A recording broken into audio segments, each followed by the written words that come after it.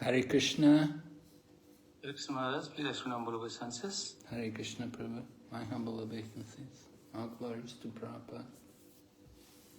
Maharaj, actually, CB examination is going on, just to completed. Certainly it will be completed within 1 to 2 minutes. Sorry? Maharaj, CB examination has been conducted today. CB examination. Oh. Just now it will be completed. Oh, just now it will be completed, huh? Yes, Maharaj. I am requesting all the students to submit their CBAs because Maharaj has already joined. Okay. So, I didn't know.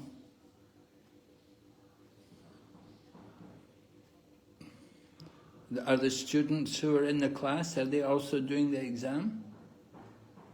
Maharaj, they are just writing the examination and certainly they will submit their papers. Certainly, I had already intimated them all. Okay. So we'll wait. Let them finish the exam. Yes, Maharaj, thank you for your so much mercy to all of us. So they will just complete, certainly. Okay.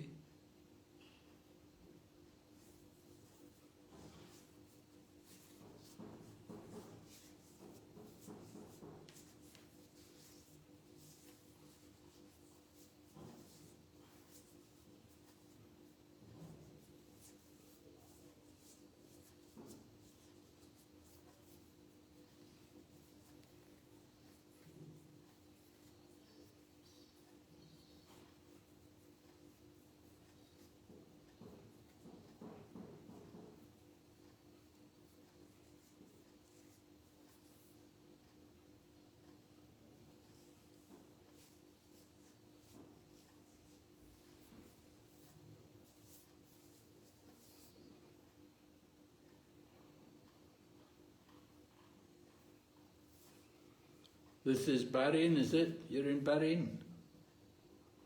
You're in Bahrain or in Dubai? Maharaj, this is Unit 12 CBI, closed book. Where are you? Are you in Dubai or are you in Bahrain? Damodar? Maharaj, I am in state of Odisha, Cuttack city. Oh, you're in Cuttack, okay. Yes, Maharaj. Okay.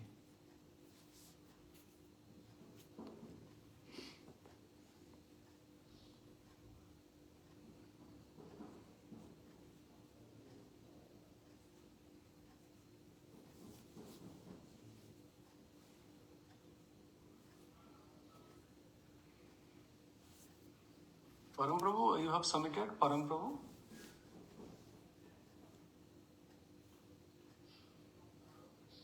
Param Prabhu, you have submitted? Yes, I have. Yes, thank you very much. So, Prema Manjari Mataji, now time is over. Please submit your paper. Sumati Mataji also requested to do the same. Upananda Prabhu. Prabhu, already I submitted. Yes, Mataji, thank you very much. Sundari Prabhu. So, the devotees are requested to close their papers because time is now over and Maharaj is waiting. So, yes, we all are very fortunate today. Today is Nityananda Trayodasya, very auspicious, very significant day for all the devotees because Lord Nityananda is the merciful incarnation of the Lord. So he will give his mercy through His Holiness, Vighna Vinasa Goswami Maharaj, who has been kind enough to present his classes to all of us. He has tremendous erudite scholarship in Vedic knowledge, and he has been preaching more than 20 years. After being initiated from Srila Prabhupada in the year 1971, and after 1 year, exactly after 1 year, he was Brahminical initiated, and in the year 1924, he took sannyas initiation. And thereafter, he have been traveling throughout the whole globe to preach Krishna consciousness in order to please Srila Prabhupada, because that was Srila Prabhupada's strict message to him to ultimately please Lord Krishna.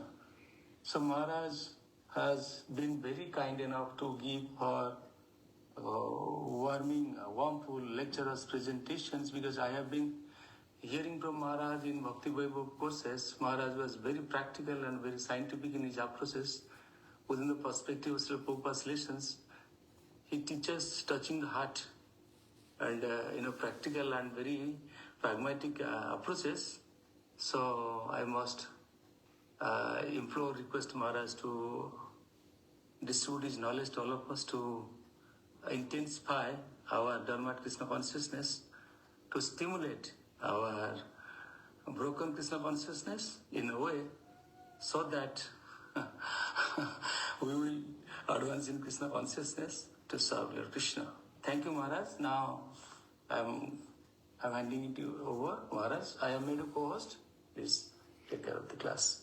Thank you, Prabhu. Yes, Hare Krishna. Om Jnana Timarandasya Gyananjana Shalakaya Chaksurun Militan Yena Tasmai Shri Gurave Namaha Vanchakalpatarubhyascha Kripa Sindhu Bhayevacha Patitanam Pavalebhyo Vaishnavibhyo Namo Namaha Namam Vishnu Padaya Krishna Pastaya Bhutale Srimati Bhakti Vedanta Swami Niti Namane Namaste Saraswati Devi Gauravani Pracharine Nirvisesha Shunyavadi Paschacha Desatarine Jai Shri Krishna Chaitanya Prabhu Nityananda Shri Advaita Gadadhar Shri Vasadi Gaur Bhaktavinda Hare Krishna Krishna Krishna Hare Hare Hare Rama Rama Rama Hare Hare. So welcome everyone. I have the opportunity, I have the good fortune to complete this section of this 9th canto of the Srimad Bhagavatam with you. Right? We're on Canto 9, studying Bhakti Vedanta, studying Srimad Bhagavatam at the level of Bhakti Vedanta. And so we're beginning chapter 13 this evening. Chapter 13 meaning the dynasty of Maharaj Nimi. How many people do we have in the class? But actually we are 14 students. Some students due to Nitya and Trayodasi are engaged in temple worship. They will certainly join. We'll join later. So total, yes, Maharaj. Okay. All right. So 14 are here now and more are coming, is it? Or 14? Maharaj, 14 total for 15 students. So 3 students will join shortly. Okay. And, all right. Okay, so we're on chapter number 13 here. And we're going to hear about the dynasty of Maharaj Nimi.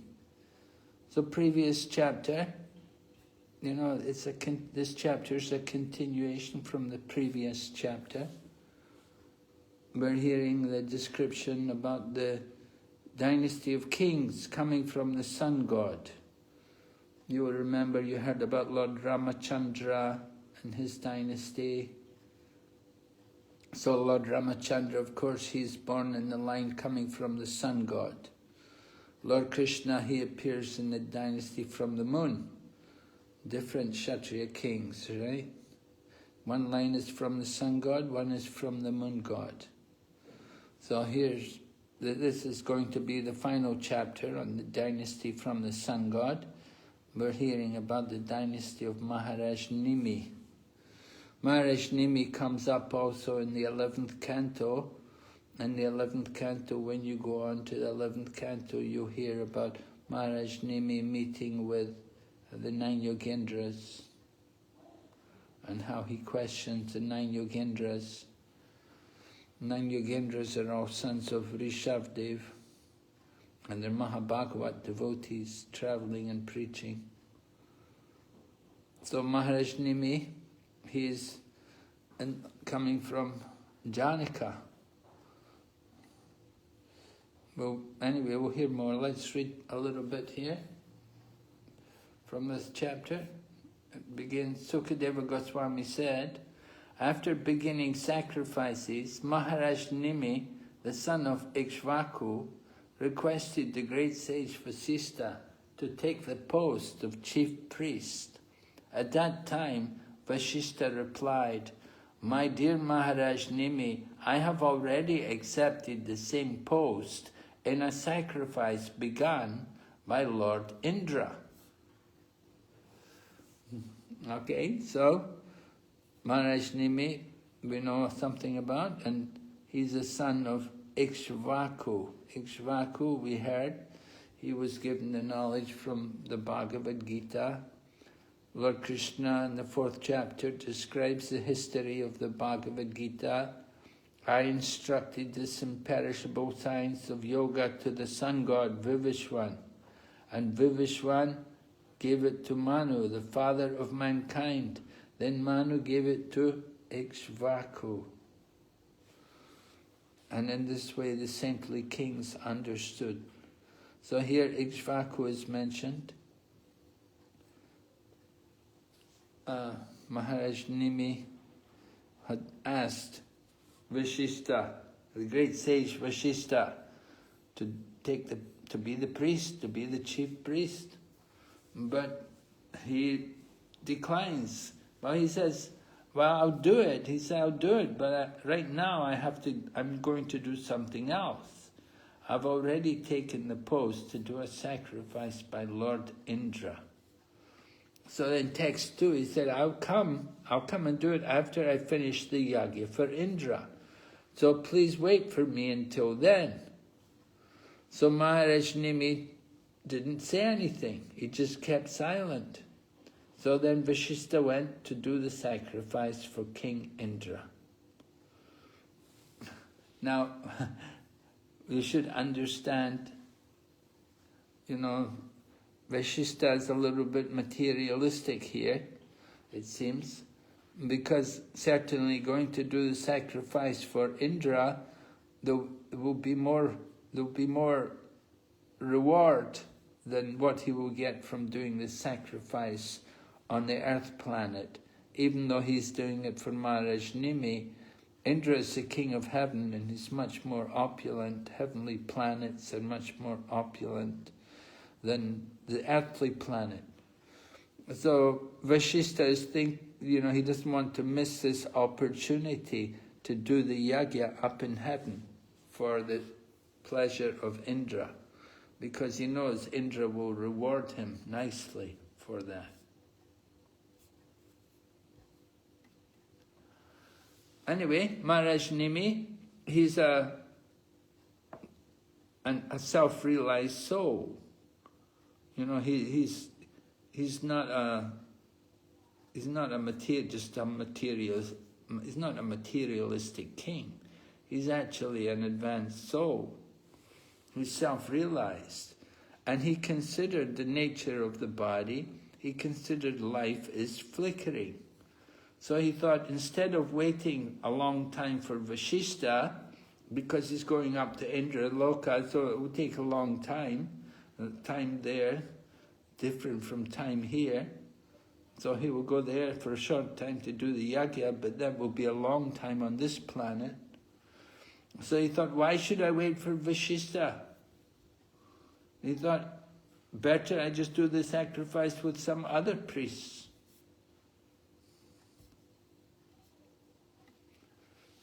So Prabhupada's purport is there, and he talks about the nature of time.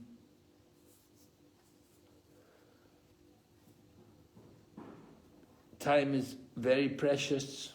You have to use it very carefully.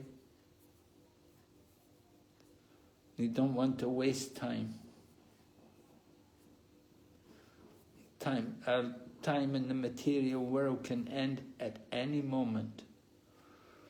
So Maharaj Nimi, he knew this fact. And so, when we have something to do, we don't want to waste time. We want to do it so that we can go back home, back to Godhead. That is self-realization, making the best use of every moment of time.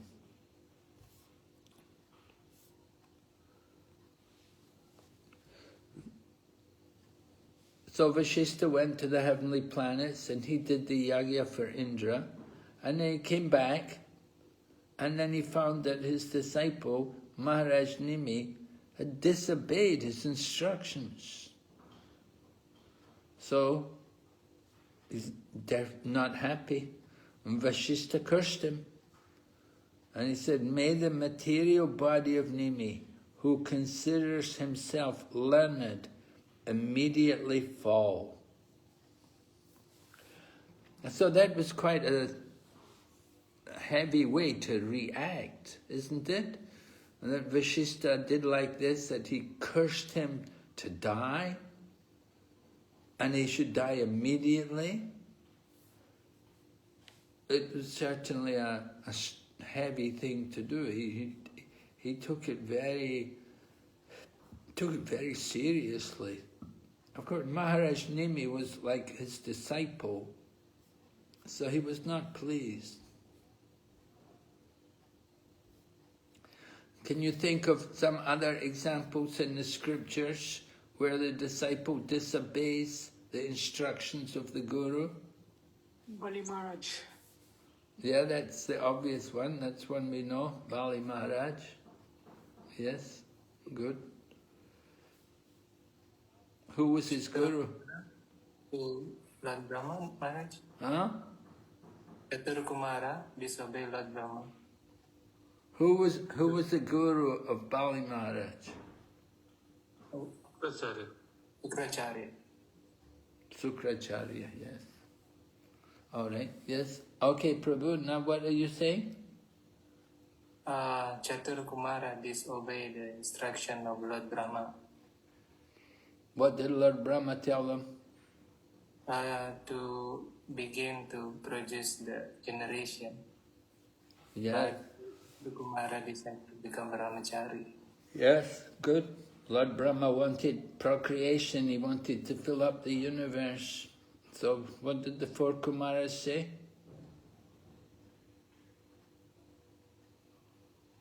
Why we should enter the householder life?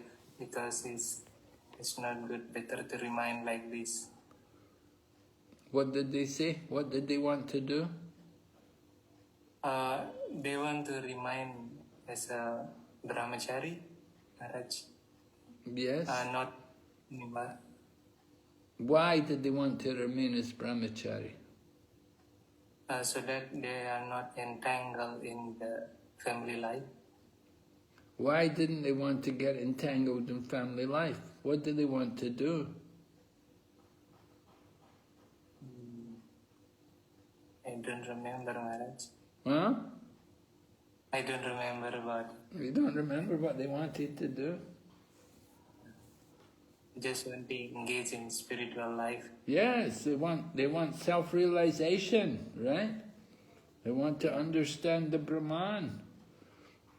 They want to go back to Godhead. Something like that, yes. Okay, good. Yes, anybody else? Any other examples? A guru not following the order of the spiritual master?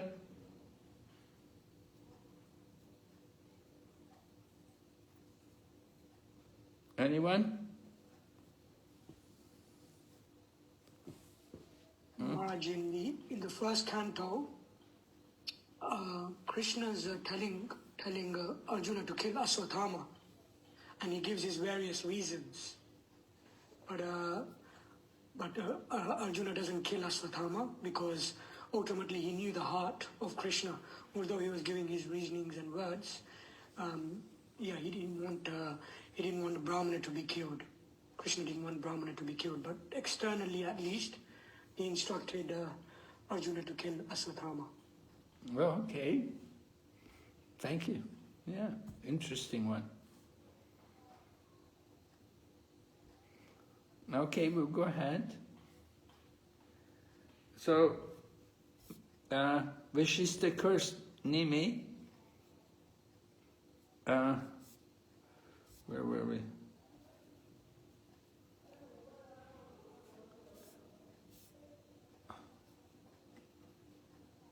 Oh yeah, he said, may this material body of Nimi, who considers himself learned, immediately fall.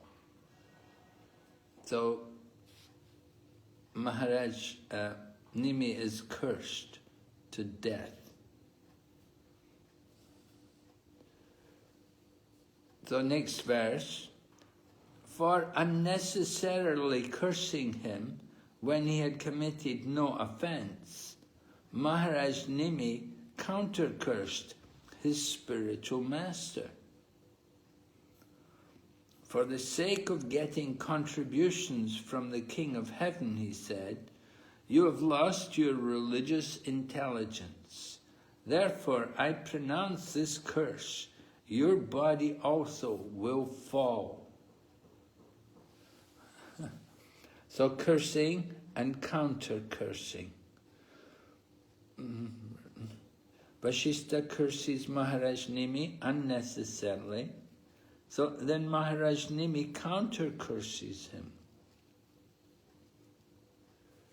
Where have we seen this kind of thing going on any other place? Cursing and counter-cursing?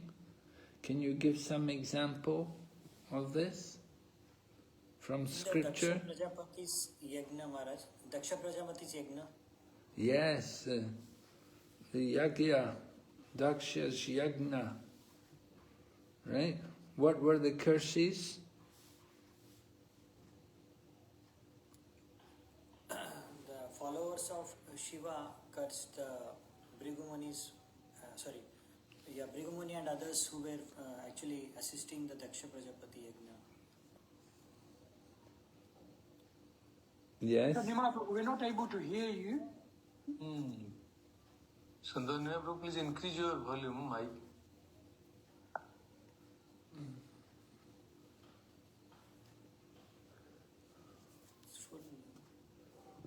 Yeah, go ahead, Prabhu. Yeah, Maharaj, the followers of Lord Shiva, Nandi and others, they cursed the Bhrigumuni and Vigna. They also counter-cursed the Lord Shiva's followers. Yes, the followers of Bhrigu, they cursed Lord Shiva's followers. And Lord Shiva's followers, they cursed the followers of Bhrigu Muni. Do you remember the curses which were put on each of them?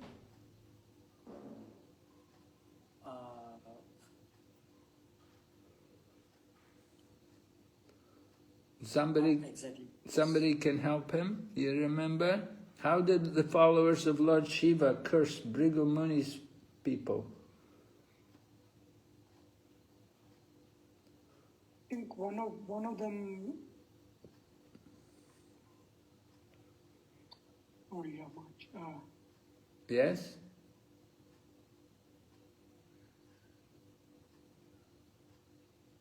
Remember, they cursed them that you will forget all the knowledge. No, not quite. As I remember, the followers of Bhrigu Muni were cursed by the followers of Lord Shiva that they would become practitioners of dull rituals which have no meaning. And the followers of Daksha, they cursed the followers of Shiva that they would be atheists. And Prabhupada said both curses are in effect today. Brahmanas are doing rituals, often rituals which are no meaning, and the followers of Lord Shiva are often atheists. Okay? Any other cursing and counter-cursing? Hare Krishna Maharaj, there was one which was between Vishwamitra and Vashishtha. One said you become a bird, the other said you become a duck. There is a counter-curse. Vishwamitra and who else? Vashishtha one. Vashishtha. Oh, okay. Yeah, they had a lot of fighting, the two of them. Okay. So cursing and counter-cursing. So Maharaj Nimi counter-cursed his spiritual master. Because he said, you went to heaven to do the yagya for Indra just for the sake of getting contributions. You were just thinking about your material gain, how much you'll get. So he said, you have lost your religious intelligence. So this is always a danger in Brahminical culture. The Brahmanas become greedy to get material benefit from their different activities. They're thinking more of how much money they can make. They're not thinking about the devotional aspect, but they're simply thinking, how much will he pay me? So that's not good, of course, if you think like that. We don't want to have that kind of mentality when we're working, when we're doing services for the people.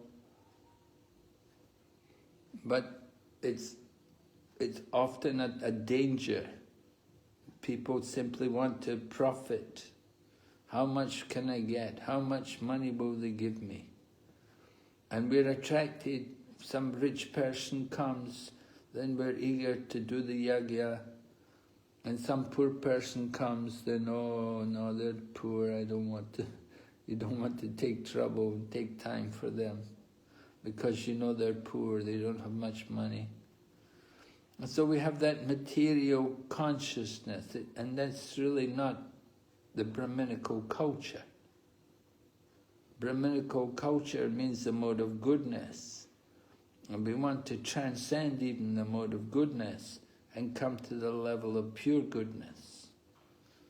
So we have to be very careful to give up this kind of mentality.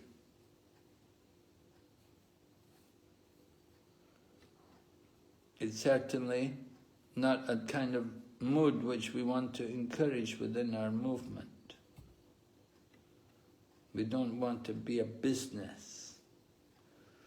In the material world, you do business, you think about how much profit, how much money I can make.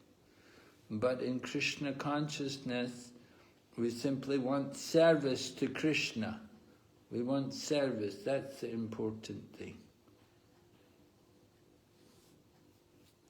So Maharaj Nimi curses Vashishtha, said, you have lost your religious intelligence.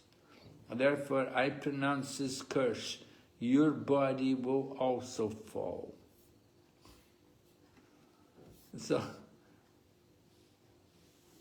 Prabhupada then in the purport explains, a Brahmana should not be greedy.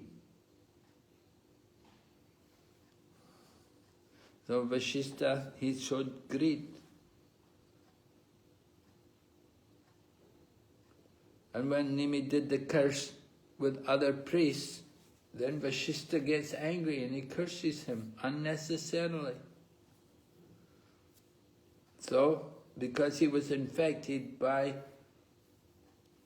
contaminated activities, so his judgment was reduced. So he was the guru of Maharaj Nimi, but because of his greed, he became fallen. Greed, right? Lust, anger, and greed. 3 gates leading to hell.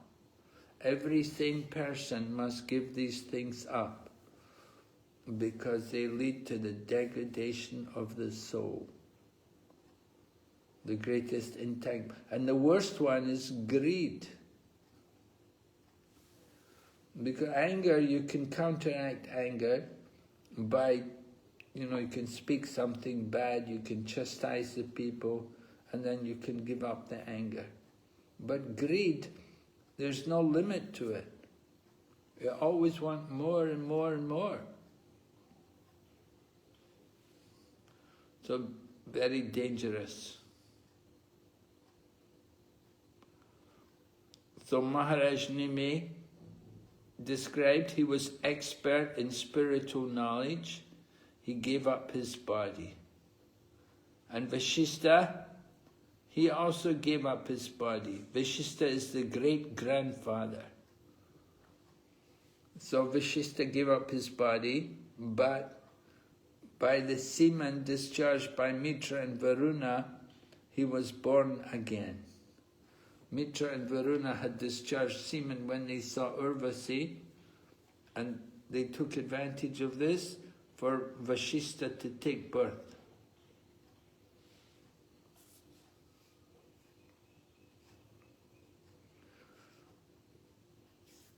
So Urvasi is described to be the most beautiful prostitute of the heavenly kingdom. She's very dear to King Indra. Indra is very attached to having these beautiful women there with him. So she's one of them. And these two men, Mitra and Varuna, they were great saints. They tried to control, but still they lost their semen. But this semen was kept in a water pot, and from the water pot Vashishta was born. So Vashishta took birth again, so they thought they would do the same with Maharaj Nimi. So when Maharaj Nimi gave up his body was preserved in fragrant substances. And then at the end of the Satra Yaja, the great saints and brahmanas requested, all the demigods assembled there. They requested the demigods that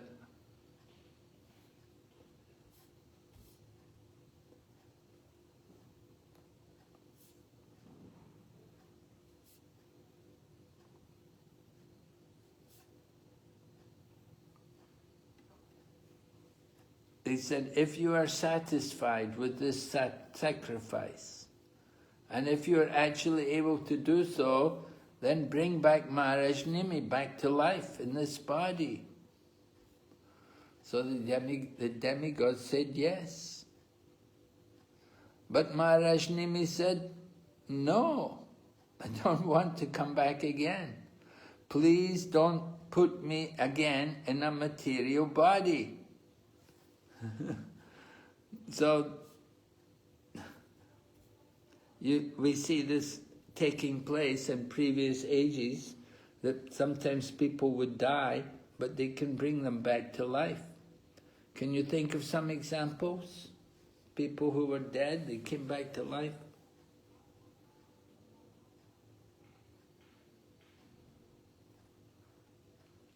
Sukracharya Maharaj has a knowledge of Sanjivani to bring the Rakshasa back to die. To bring who back to life? The Rakshasa, for example, the Rakshasas, if they die, Sukracharya can give life also to them. And it is also mentioned how Bali Maharaj also one time died and given life by Sukracharya also. Yes, right. Good. Yeah, Sukracharya had died, but he was brought back to life. By who? Bali Maharaj was died. Oh, Bali Maharaj died. No, sir. He was brought back to life by Sukracharya. Yes. Bali died. Bali Maharaj died in the battle, but Sukracharya brought him back to life. Yes, very good. Okay, so people could do these kind of things.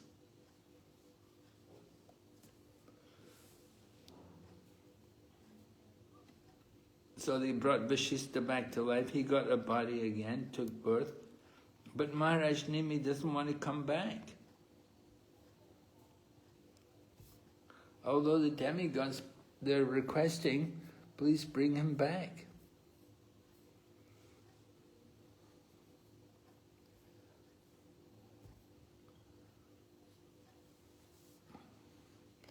And they preserved his body in perfume, in some perfume bombs.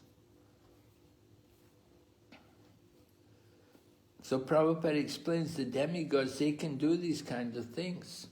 It's the demigods are powerful, and sometimes they can bring the dead body back to life. Just like Narada and Angira, they went to Maharaj Chitraketu. Maharaj Chitraketu had a son, and the son had died. But then they brought him back to life for some time.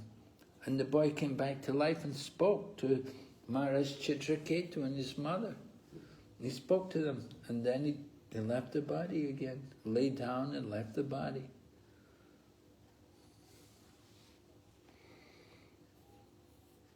So they could do these kind of things. Prabhupada quotes the example about Savitri and Satyavan. Satyavan died. He was taken by Yamaraj. But Savitri, she had vowed she would go with her husband. And so when Yamaraj was taking away her husband, although he was dead, Savitri was going with her. And so Yamaraj was telling Savitri, it's okay, you don't need to go, you can go back. But Savitri kept following Yamaraj, and she was following and following. So finally Yamaraj said, I'll give you benediction, go back, you go back, I'll give you a benediction. So she said, okay, bless me that I will have a son, that I will have a child. And so Yamaraj said, okay, bless you, you have a child. So then she said, now you have to give me my husband back now. You cannot take my husband away. If I'm going to have a child, I have to have a husband. So Yamaraj was defeated and the husband was taken back. So this is the power of the demigods. Demigods can do these things.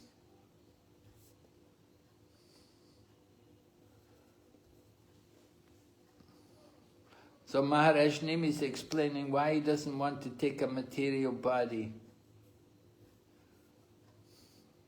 Right? Why wouldn't you want to take a material body? What's wrong with a material body?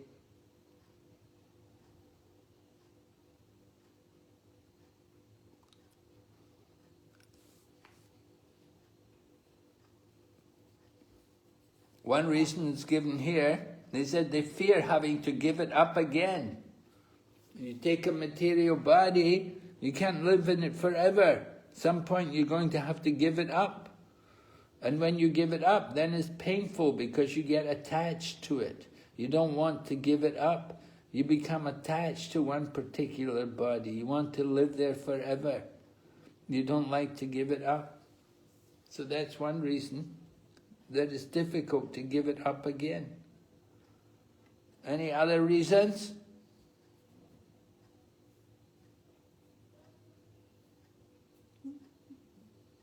Maharaj, it's limiting and restricting in many ways the material body. Restrictive, yes. Tell us some of the ways it's restrictive, though.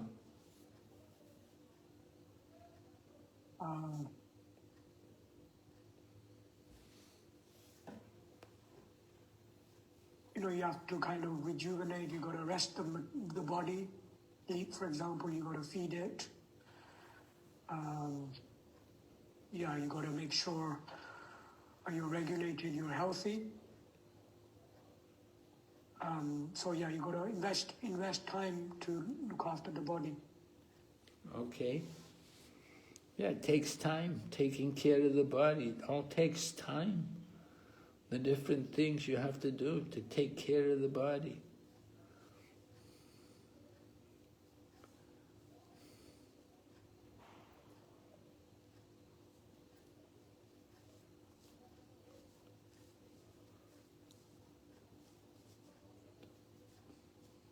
You have to maintain it. And to maintain it, you have to earn it. You have to earn something. You have to make some livelihood to maintain yourself.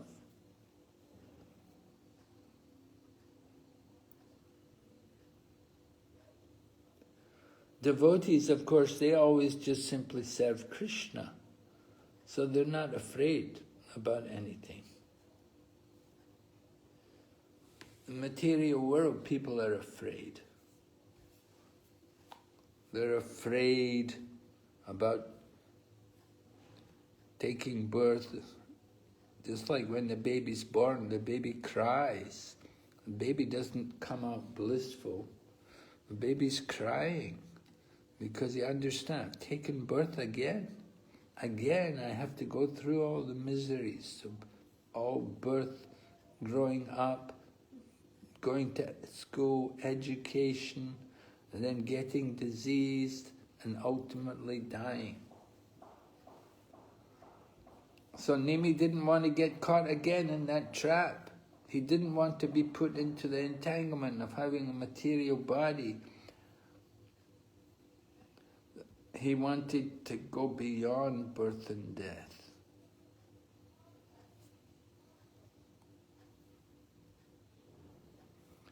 So Prabhupada quotes a song by Bhakti Thakur.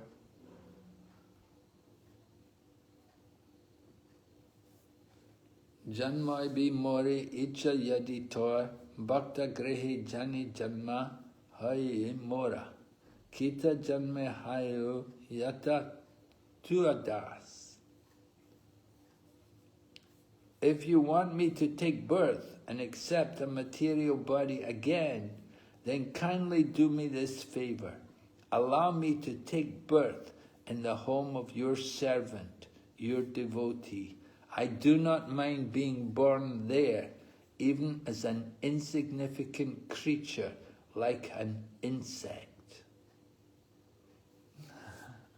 So Chaitanya Mahaprabhu says the same thing. I don't want wealth, I don't want followers, I don't want beautiful women. I simply want birth after birth devotional service.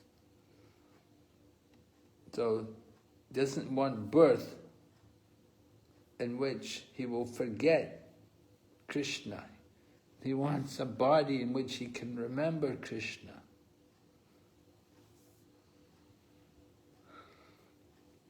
The yogis and the jnanis, they don't want a material body. But for a devotee, it's not a problem. A devotee can accept a material body or a spiritual body. Either way, he can use it for Krishna's service.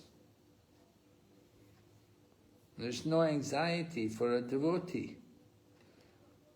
Even if he has a material body, he can be a liberated soul.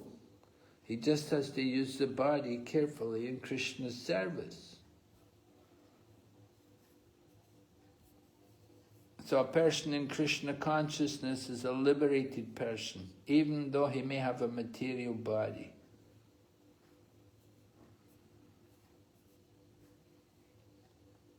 In a spiritual body, the devotee can become directly connected with Krishna.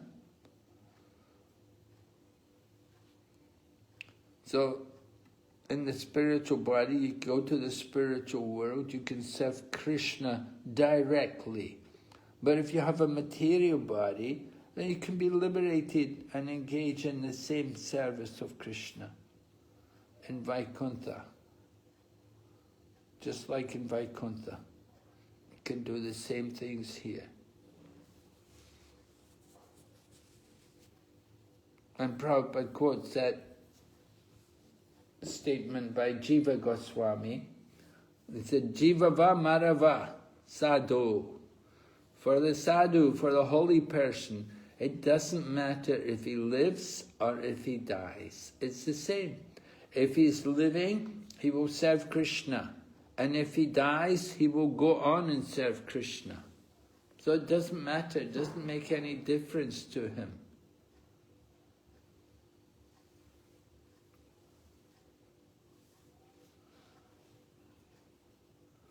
And for a devotee, there's no pain, pleasure, or material perfection. Because devotee is transcendental to this material body.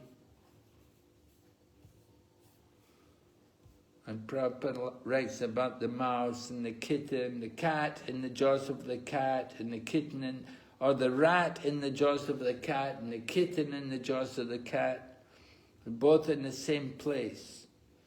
But the rat in the jaws of the cat, he knows the cat's going to kill it. But the kitten in the jaws of the cat, he's saved. So the same way a devotee has a material body, but it's not a problem for him. Because devotee is just using his body for Krishna's service.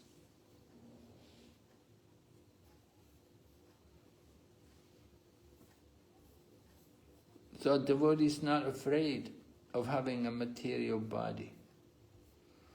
But the jnanis and the yogis, the other people, they try to get rid of the body.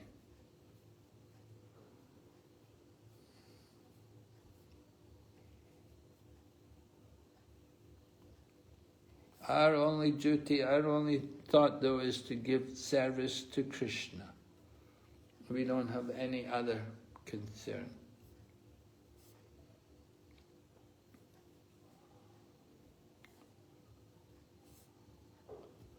Okay, going ahead, text number 10.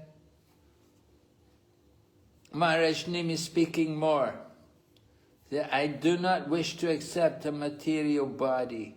Such a body is the source of all distress, lamentation and fear, everywhere in the universe, just as it is for a fish in the water, which lives always in anxiety because of fear of death. So Maharaj Nimi is speaking like this, telling us about the nature of the body of a fish in the water. Said a fish is always in anxiety because of fear of death.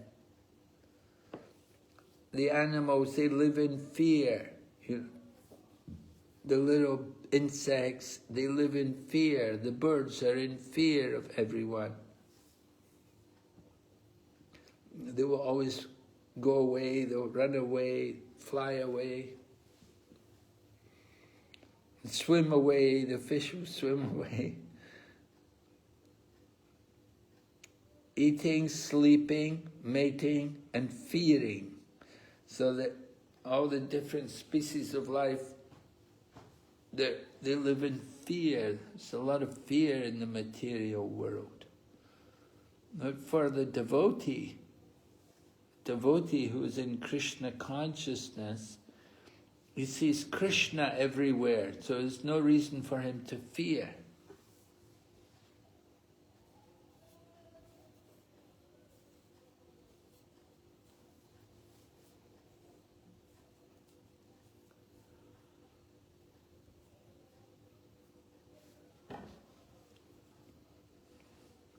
Prabhupada talks about how different places in the universe, they'll live different durations of life.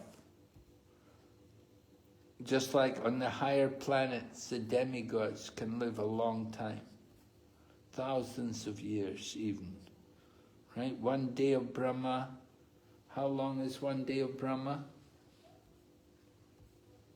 4.32 billion years. Oh, okay. So very long time. One day, just 12 hours of Brahma. And that's way up at the top of the universe. But at the bottom of the universe is different. Bottom of the universe, they don't have a long life.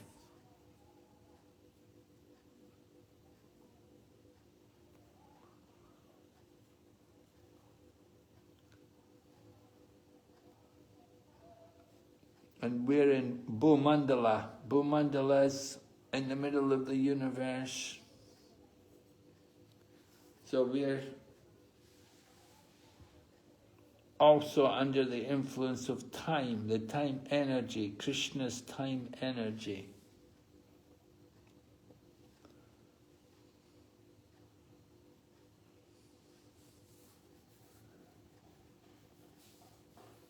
So the fish is in the water, he's afraid, constant fear, they're always swimming back and forth, so much fear.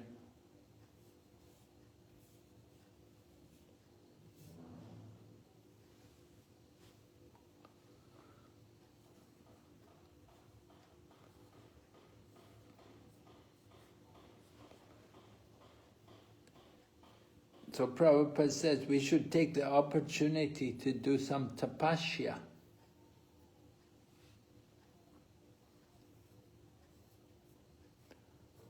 And to do tapasya, we have to cultivate our Krishna consciousness. We have to cultivate the mood of service to Krishna. Otherwise we'll stay in the material world and we have to take a material body again.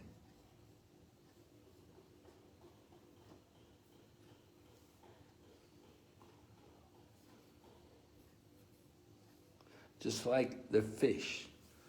So here, Sukadeva Goswami is giving the example about the fish.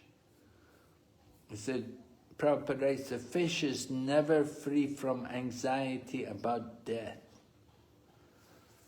The big fish are always eager to eat the small fish. This is the law of material nature.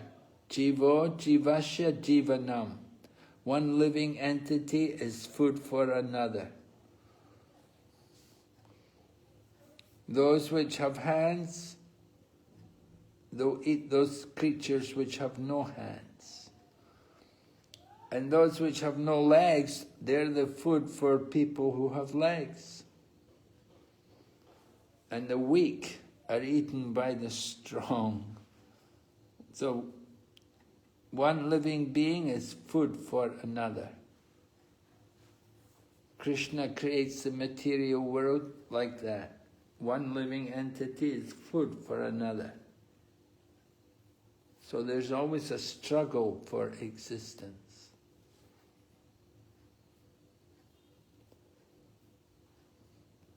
How can we get free from the struggle for existence? We have to become a devotee. We have to take shelter of Krishna.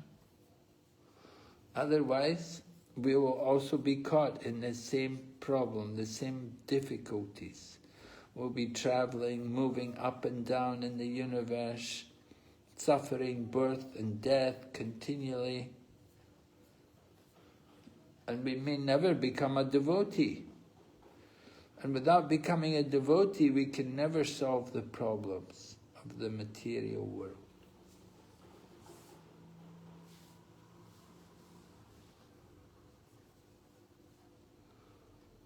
So the example of the fish is very instructive.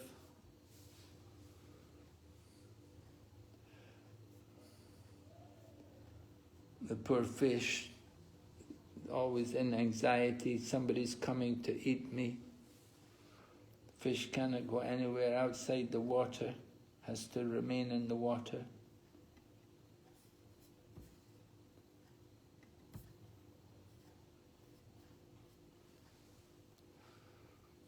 Alright, so text 11 goes on.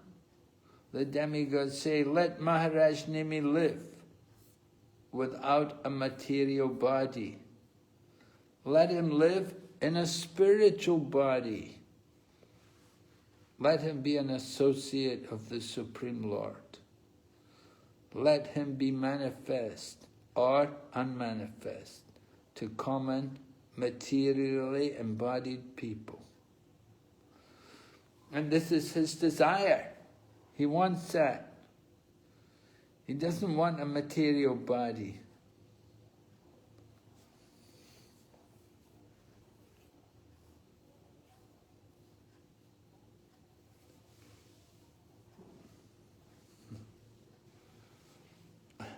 So Prabhupada said there are two kinds of spiritual bodies. One is the ghost body.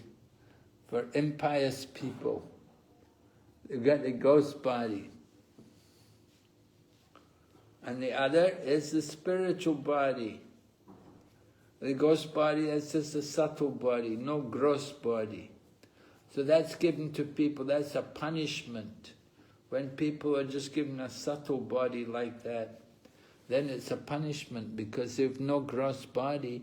It means they cannot satisfy their senses. They're stuck in that body. And they try to possess someone else's body so they can satisfy their senses. So very difficult to give up. Very difficult to get a gross body again. If they're very sinful, they're punished by they're not given a physical body. They just have the subtle body. So subtle body has desires. It wants activity but can't do anything because it just has no form, has no physical form. So cannot take part in any activities. So that's people in ghostly bodies. They're in that condition. But the devotees, those who are pure devotees, like Maharaj Nimi, he gets a spiritual body. He doesn't have a subtle body, he doesn't have a gross body. He just has a spiritual body. So that is the ideal situation. That's what you want.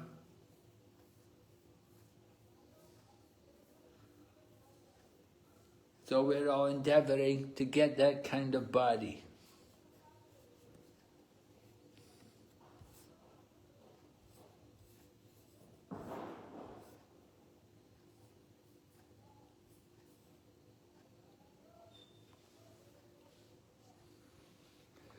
So Prabhupada talks about the Jivan Mukta. Jivan Mukta means what? What's the meaning, Jivan Mukta? That is Maharaj stated by Srila Rupa Goswami, Yardase Haradase Karmana Manosagira Niklaso Vyavastasu Jivan Mukta Sauchate. Yeah, That means in this material world, all these living within a material environment, if he performs devotional activities, he is liberated from the clutches of material nature. So what's the meaning of Jivan Mukta? Being liberated from the material nature, three modes of material nature. Right, a liberated soul, right? Yes, sir. So a liberated soul, can he be seen with the material eyes?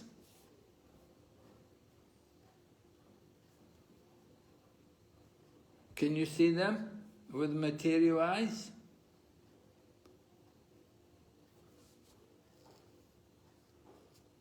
No, Maharaj, if someone is not liberated, how can he see a liberated person in the moment? No, if someone's liberated, the liberated person, can we see a liberated person? No, according to my understanding, no. Well, you know, when Prabhupada was here, could we see Prabhupada?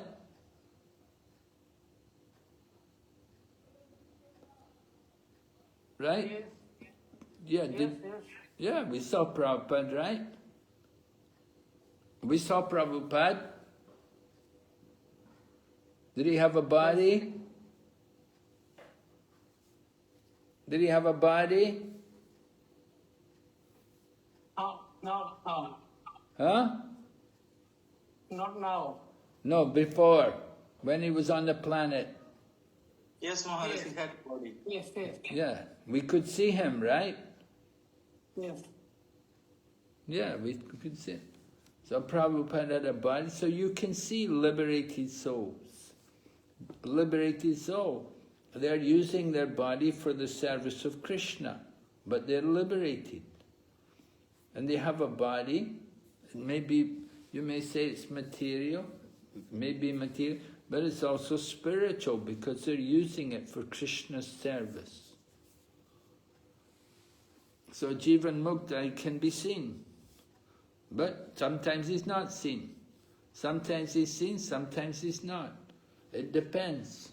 Just like Narada Muni, if Narada Muni comes, we may not see him. because his body, you may not see him, his body is not manifest. If he wants to be seen, he can be seen. But if he doesn't want to reveal himself, he can come in a subtle form. We cannot see him. So Krishna is like that. If Krishna comes to this world, could people see him 5,000 years ago? Were people able to see Krishna?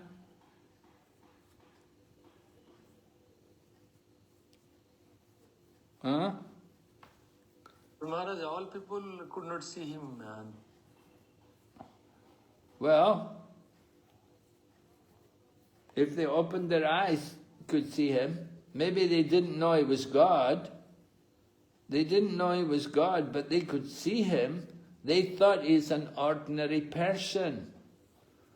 They saw him, but they thought he's an ordinary person. They could not see that he's the Supreme Lord. Right? Yes, ma'am. That's the difference. They could see him, but they could not recognize him as God. They thought, he's just an ordinary person. He's just like you and me. That's what they thought. Just like Prabhupada writes, people in his family, they think Prabhupada's an ordinary person. They don't think Prabhupada's a liberated soul. They think Prabhupada's just an ordinary person.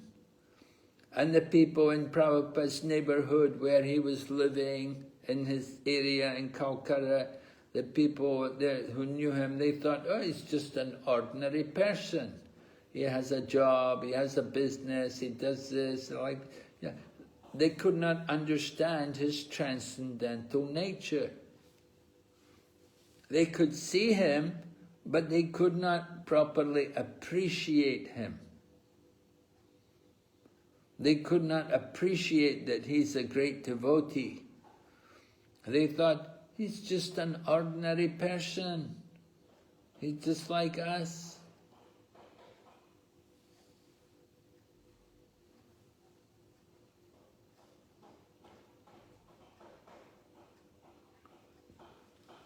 So liberated souls, sometimes it's like that. Krishna says in the Bhagavad Gita, Abhajananti mamudha manushim tanamashrit. He said, the foolish mock at me, descending amongst them like a human being.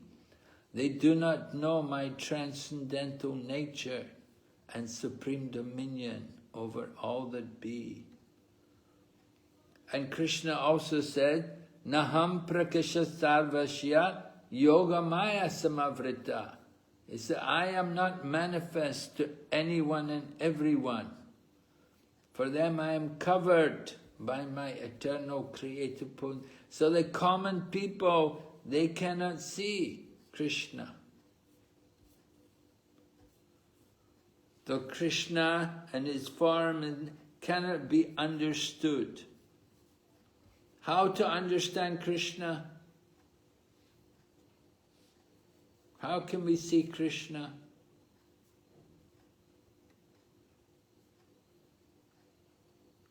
What do we have to do?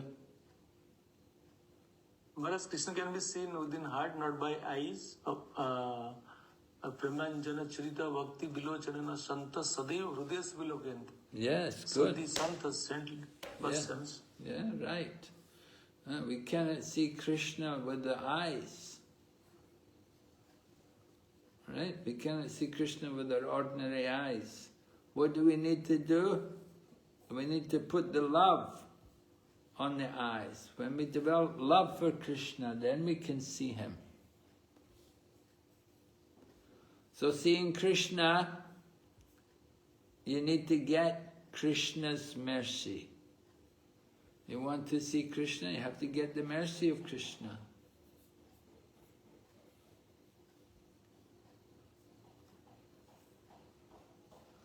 So Maharaj Nimi is in that same position. He can be seen or he's not seen.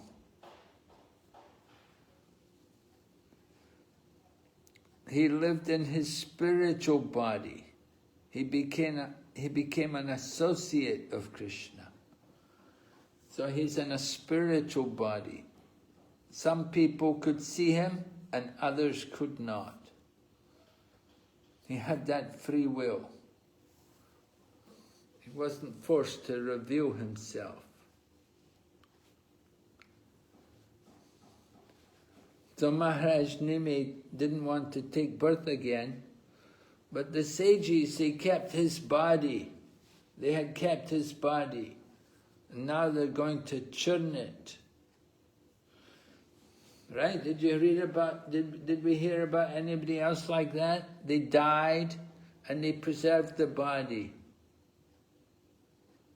Did you hear about this happening some other place in our scriptures? Who else died and they kept his body? They wouldn't burn it. They kept it and they preserved it. Maharaj, is it Bena, King Bena? Yes. Yes. I think so. Yeah, Maharaj Venu, right? Maharaj Venu, he was a demon. Even as a young child, he was a demon. He would kill his friends. He'd play with the other children. He would kill them. They would play with him, but he would kill them. And people would say, oh, here comes cruel Venu. So he was, you know, his father initially wanted very much to have a son. But when he got this son, then he saw that, oh, it's so bad, it's so much trouble. His father left everything, went to live in the forest. And he took it as mercy. He thought, Krishna gave me a son who I cannot be attached to. If I had a good son, then I'd be attached to him. But Krishna gave me a son who's got so many bad qualities, I just want to get away from him and detach myself from him. So he took that as Krishna's mercy. Right? To get a son like that.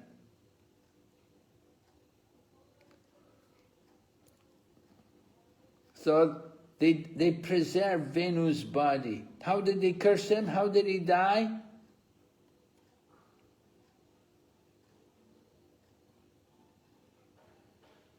Maharaj Vena, how did he die? By cursing of the Brahmanas. Yes, by the cursing of the Brahmanas. He died from that. And they kept his body. Why did they keep his body? Because he was a descendant from Dhruva Maharaj. So they thought he's coming in the line from Dhruva Maharaj. So there must be some good qualities there. So we will keep his body. They thought we will keep his body. Because something good must be there, because he's coming in the line from Dhruva Maharaj.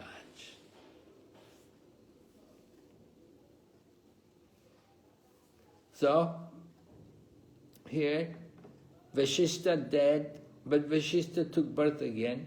Maharaj Nimi, he doesn't want to take birth again. But Maharaj Nimi is the king. If there's no king, then it's a problem. You need to have some leader. There has to be somebody in charge.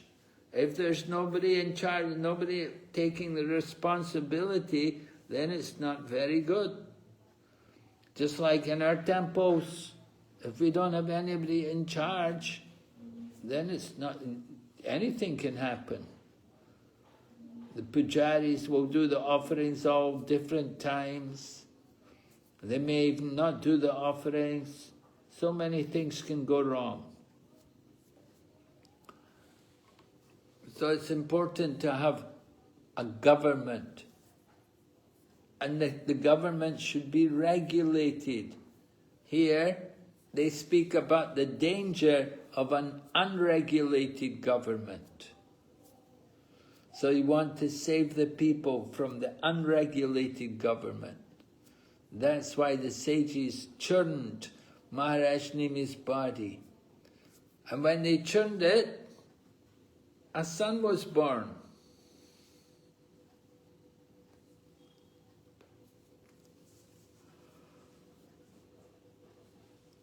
So Prabhupada talks about the government being unsteady, unregulated. There's a danger of fear for the people.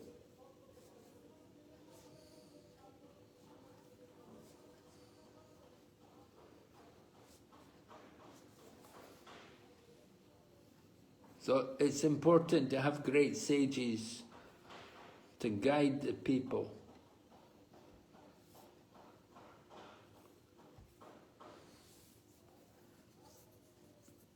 We're meant to have people like Kshatriyas there who can protect the people. But today, now, there's no trained Kshatriya king.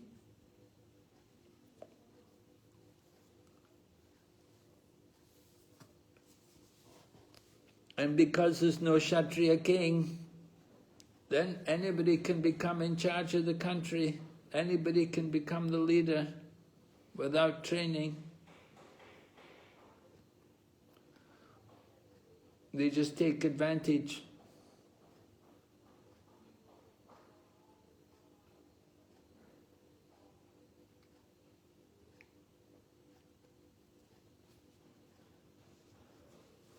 Actually, we have brahmanas who know the scriptures, and they're meant to train people.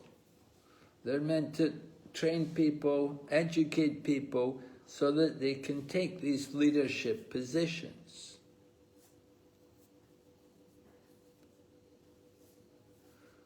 But the problem is, just like here in this country, in India, the government changes. One year it will be this party, next year it will be another party. You've got different parties, different men in charge. So governments, they're always trying to protect their position. The governments want to see the citizens are happy.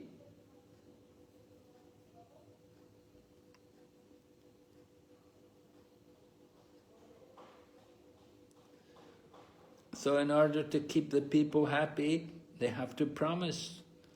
They have to promise things like material enjoyment, sense gratification.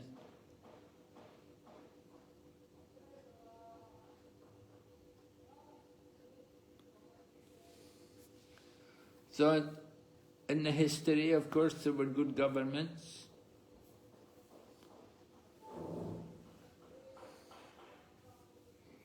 We had nice leaders, Maharaj Parikshit, Maharaj Ambarish, Prahlad Maharaj, Maharaj Yudhisthira, Lord Ramachandra. These kind of people, they were all very good, very nice government. In some countries you get dictators.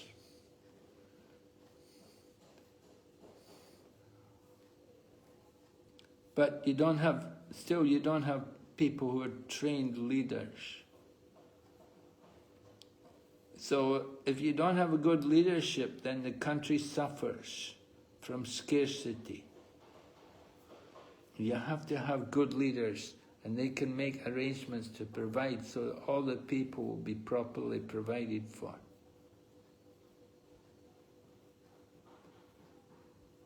Then the people will be happy. So you need a monarch.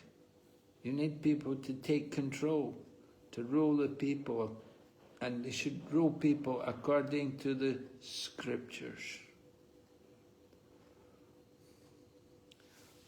So what can we do to help people to become happy? What is your suggestion?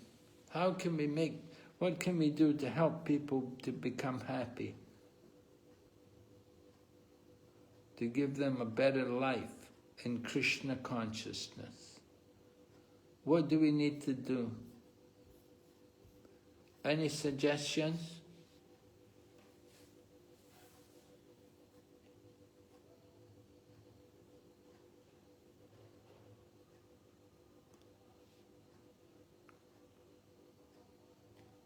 Yes? What would you like to do? What do you think would be good for the people? What would be good to help us have trained leaders? How can we have arrange to have trained leaders?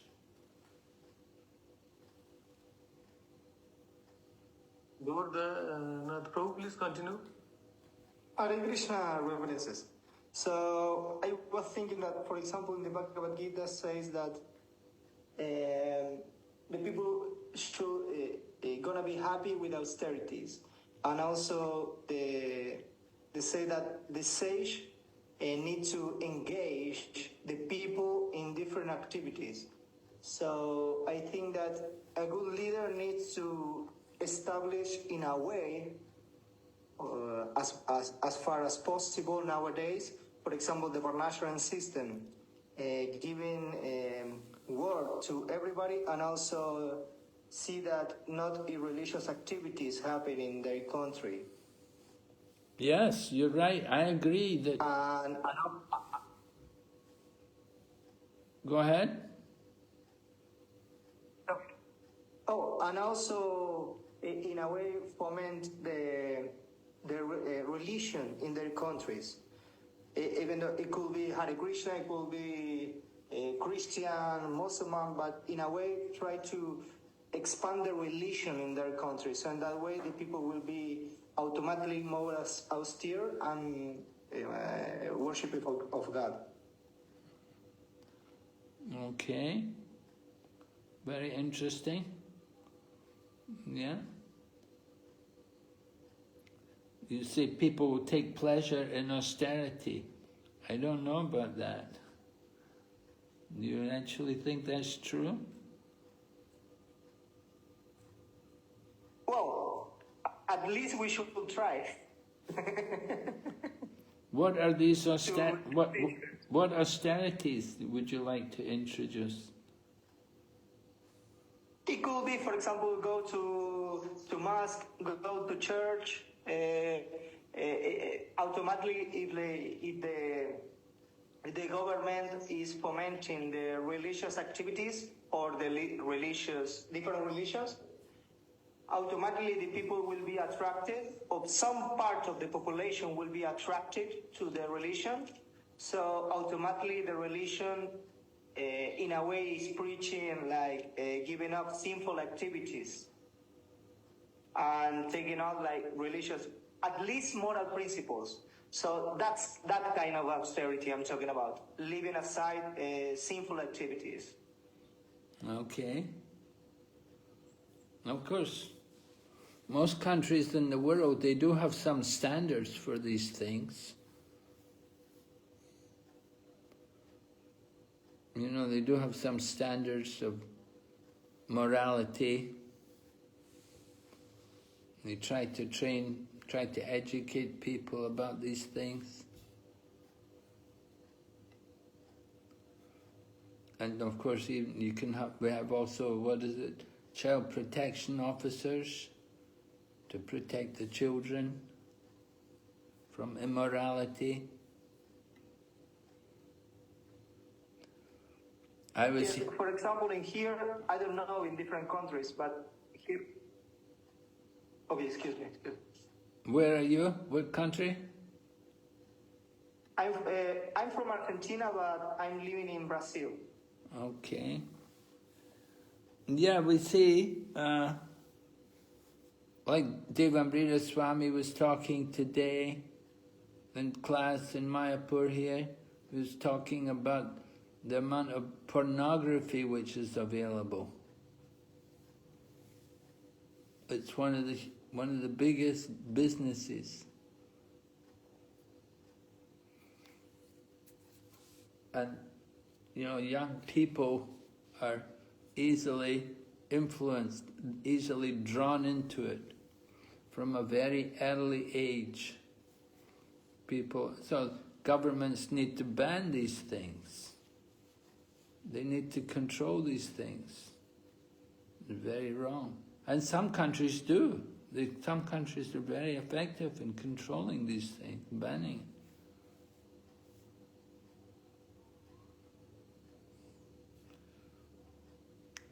Of course, we see like there used to be prohibition.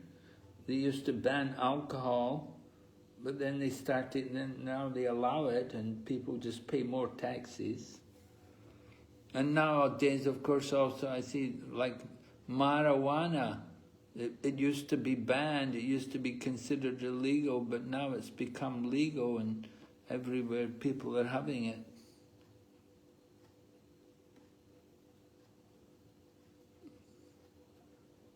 So it seems like the governments are forced into compromising to facilitate the sense gratification of the people.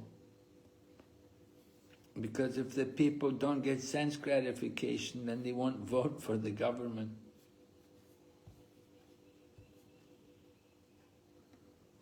And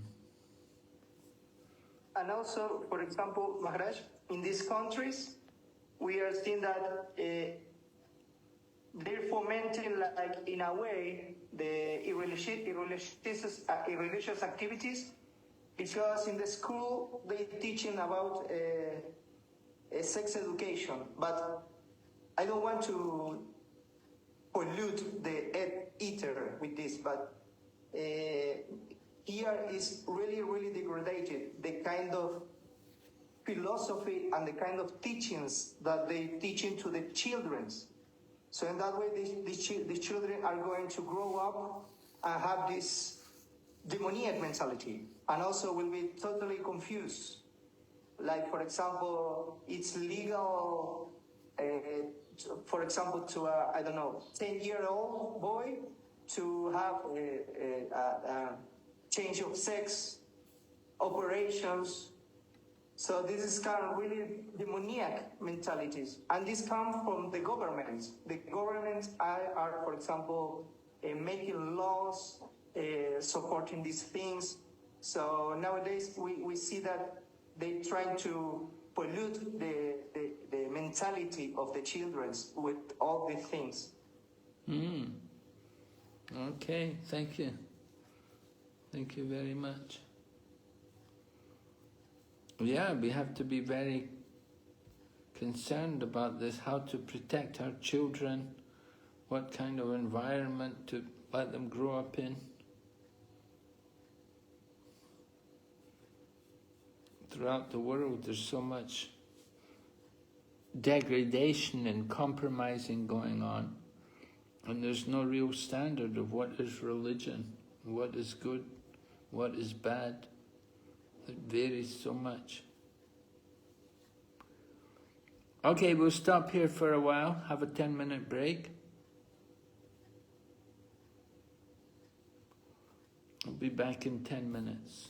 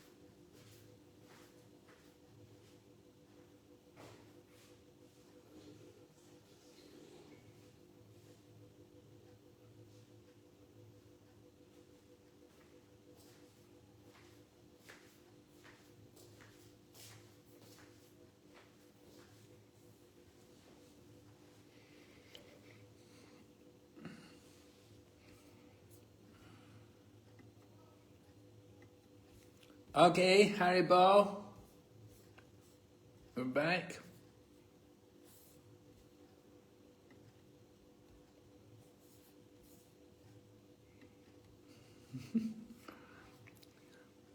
Hare Krishna, welcome back.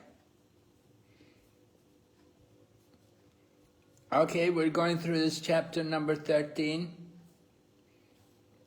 We're up to text number 13 here.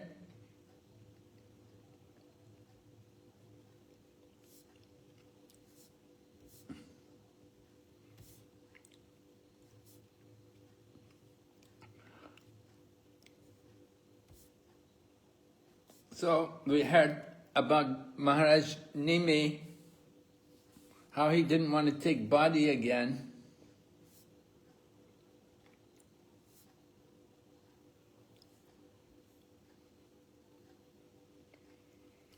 So they took Nimi's body, they preserved his body, and they used it to produce a son from his body. They turned Nimi's material body and they got him to give birth to a son. A son was born from the father, without a mother. No mother involved. So a son was born. So that son, that was Maharaj Janaka. Janaka is one of the 12 Mahajans. Right? The 12 Mahajans. Swayambur Narada Shambhu Komar Kapilo Manu Pralado Janako Bhismo. Pralado Janaka Bhisma. Pralad Maharaj, Janaka Maharaj, Bhishma. So Maharaj Janak was born. He was churned from the body of Maharaj Nimi. So because he was born in an unusual way, that's why he's called Janaka. And he was born from the dead body of his father. So he was known as Vaideha. And because he was born from the churning of his father's material body, he was known as Mithila. And because he constructed a city as King Mithila, the city was called Mithila. So this is Maharaj Janaka.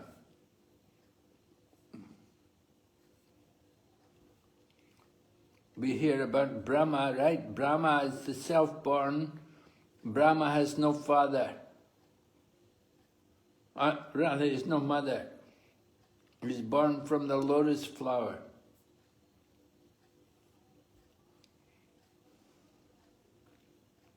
You know any other people born like that? Without a mother?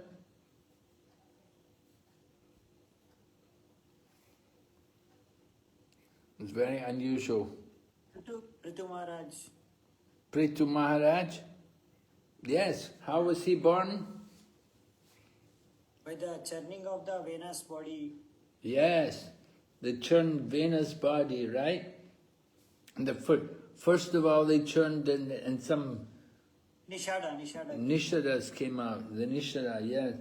And then second, they kept churning, and then they got Prithu Maharaj came out, right? Yeah, very good. So unusual way to take birth.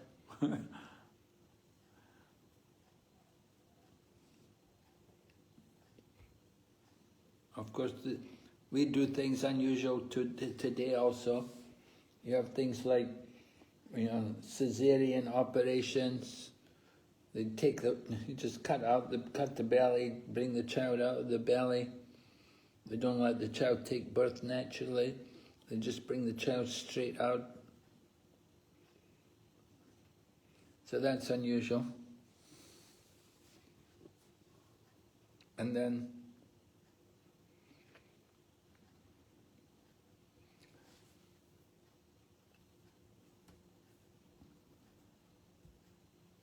you get test tube babies.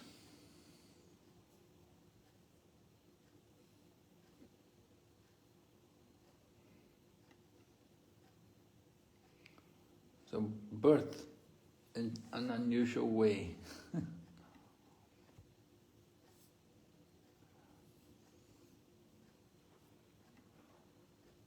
So Maharaj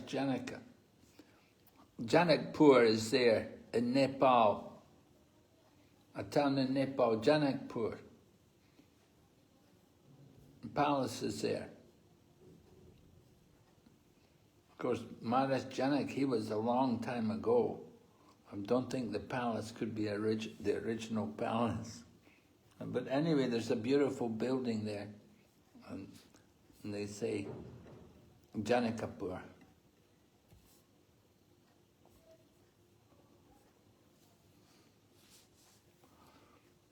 So then, Sukadeva Goswami continues telling Maharaj Parikshit about the descendants. Yeah, from Mithila, meaning Janaka, came a son named Udavasu. And then so many different kings are mentioned.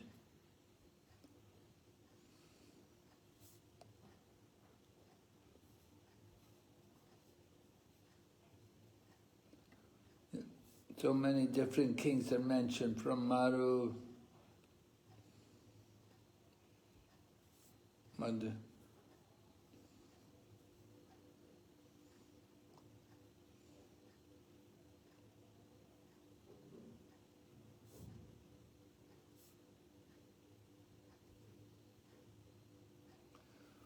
And then in text 18 it said, from Rashvarona came a son named Shiradwaja, also called Janaka. So another Janaka. When Shiradwaja was ploughing a field, from the front of his plough appeared a daughter named Sita Devi, who later became the wife of Lord Ramachandra. Thus he was known as Shiradwaja. So this is the Janaka we know, better known, the father of Sita. And it was this Janaka who arranged that Swayamvar ceremony for Sita. They wanted to find a suitable husband for her. Janaka Maharaj was keeping the bow of Lord Shiva in his house. And the bow of Lord Shiva was so heavy it would take 100 men to move it. But one day Janaka Maharaj saw that Sita could pick up the bow herself. So he understood Sita was well, first of all, he found Sita. Sita, she was born from the earth. Right? Her name means one who comes from the earth. So she was born from the earth. When Maharaj Janaka, when this Shiradwaja was doing a ritual, he was ploughing the field. He was a king, but he was doing a ritual. They do like that in Thailand even. In Thailand today, they still have that ritual. Every year, the king will come and he'll plough. He'll come and hold the plough for a little while, and they have royal bulls, they pull the plough, and from that ploughing of the field, they can predict the harvest. They can predict what will be how the economy will be, and like that. So they still, in Thailand, they still do this kind of rituals. They have royal bulls, they have the gold plough, and the king will come and do the ritual. So many years ago in the past, in the time of Janaka, he was doing that, ploughing the field, and when he was ploughing the field, in the front of the plough, they found a little girl. So she was born from the earth.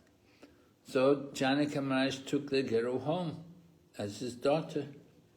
Naturally, she became the daughter of Janaka Maharaj, and he saw she was very powerful. She could pick up the bow. So Janaka wants to find somebody equally powerful husband for his daughter. The man and woman should be equally matched. Then it's a good marriage. If they have equal qualities, then it's much easier for them to get along with each other. So he said, anyone wants to marry Sita, They have to be able to pick up this bow of Lord Shiva, and they should be able to string it. And so they invited many different kings to come. And Sita was very beautiful. Everybody wanted her for a wife. So many big men, so many big Kshatriyas came, but none of them could pick up the bow. And then it was Vishwamitra. He brought Lord Ramachandra there. And Lord Ramachandra came, and of course he picked up the bow, and he bent the bow, and he broke the bow. So he was given Sita for his wife. And Mother Sita, she is the goddess of fortune, who's come to take part in the pastimes. She's the eternal consort of Lord Rama.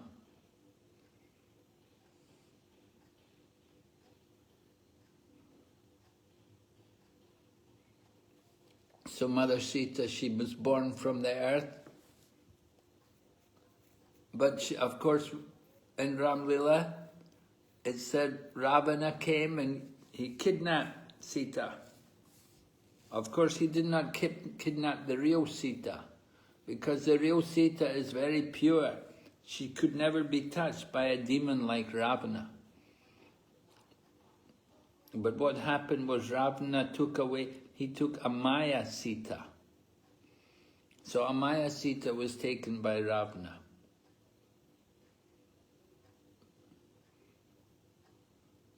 And then Lord Rama goes to Lanka, and of course he defeats Ravana and Ravana's army, and then he brings back Mother Sita.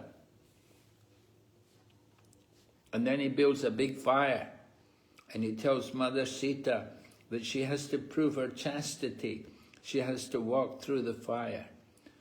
So she entered into the fire, and the real Sita came out, carried by Agni, the fire god. The real Sita came out from the fire. Only the Maya Sita had been taken by Ravana. So Lord Rama had defeated Ravan, and then they went back to Ayodhya because they had been in exile for 14 years. Now the exile was up, they went back to Ayodhya, and Lord Rama became the king. But he was always worried about what people are saying about him.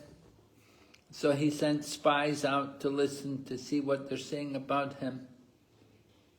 And so he heard, one day, that one of the spies had heard one barber who was fighting with his wife. And his wife had gone off with another man, and then she'd come back to her husband. But the barber was telling her, I don't want you back. He said, Ram may take his wife back, but I'm not taking you back. So the spy came and told Lord Rama what he'd heard. So when Lord Rama heard this, he thought that Mother Sita, there's some doubt about her. Although she had proved her chastity, he thought some people have some doubt about her. So he told Mother Sita that she should go to the ashram of Valmiki. And of course at this time Mother Sita was already pregnant. Anyway, Lakshman took her to the ashram of Valmiki, and there she delivered her 2 children, Lava and Kush. And after she delivered the children, then she returned to the earth. The earth opened up and she entered into the earth. So Lord Ramachandra doesn't have a wife anymore. But he's the king. So he has to do yagyas. So whenever he would do yagya, he had the deity of Mother Sita sit by his side. Because Lord Ramachandra had made the vow, Ekapatni Vrat, only one wife. So he sat there with the Mother Sita in the form of the deity. He didn't take any other wife. So in this way, Lord Ramachandra ruled the world for what was it, 36,000 years?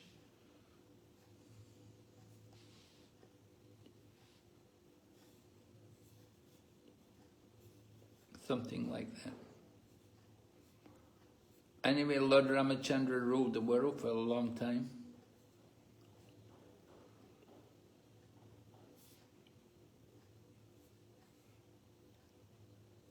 So then more descendants are mentioned, the names of different kings.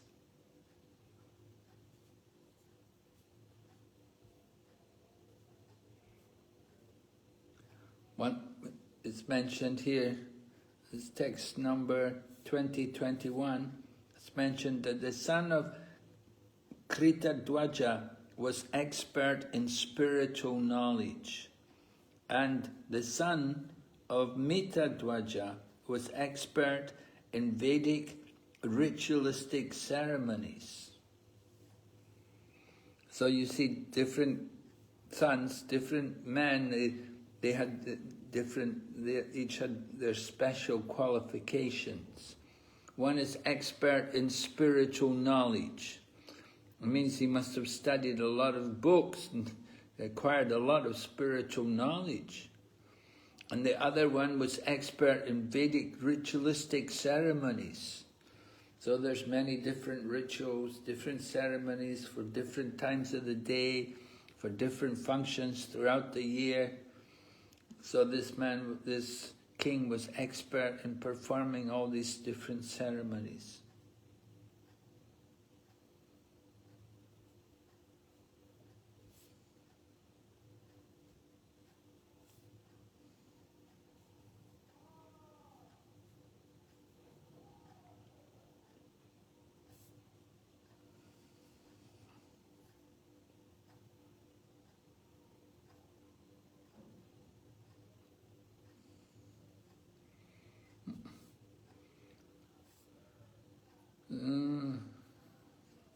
Here's text number 24.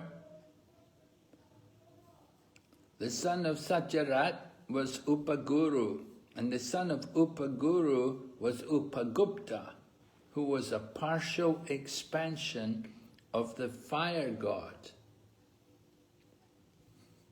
So one of the demigods had come, partial expansion of the fire god had come.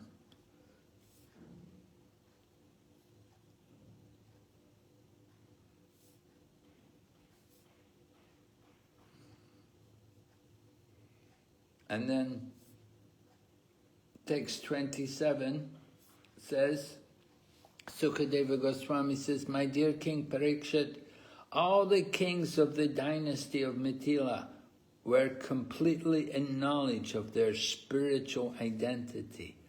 Therefore, even though staying at home, they were liberated from the duality of material existence. So this is describing about the greatness of these kings of Mithila. Right? Remember, coming from the kings of Mithila, coming from Janaka. And Janaka is coming from the body of Maharaj Nimi.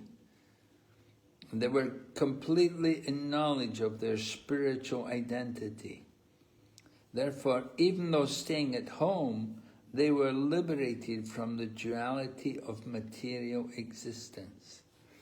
So they stayed at home. That's an important point. One doesn't need to go out of the house.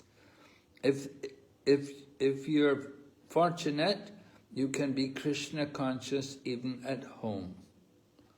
And of course we have the example of Bhakti Vinod Thakur. He was a great acharya in our line in the disciplic succession. Prabhupada said he's the pioneer of preaching Krishna consciousness in the Western world. And Bhakti Vinod Thakur has written a number of songs, and in one of the songs he writes about the glories of devotional service. It's from his book of poems called Sharanagati, meaning surrender. And he writes about each of the 6 different items of surrender. there are 6 principles of surrender. First of all, to accept everything favorable for devotional service. And then secondly, is to reject everything which is not favorable for devotional service.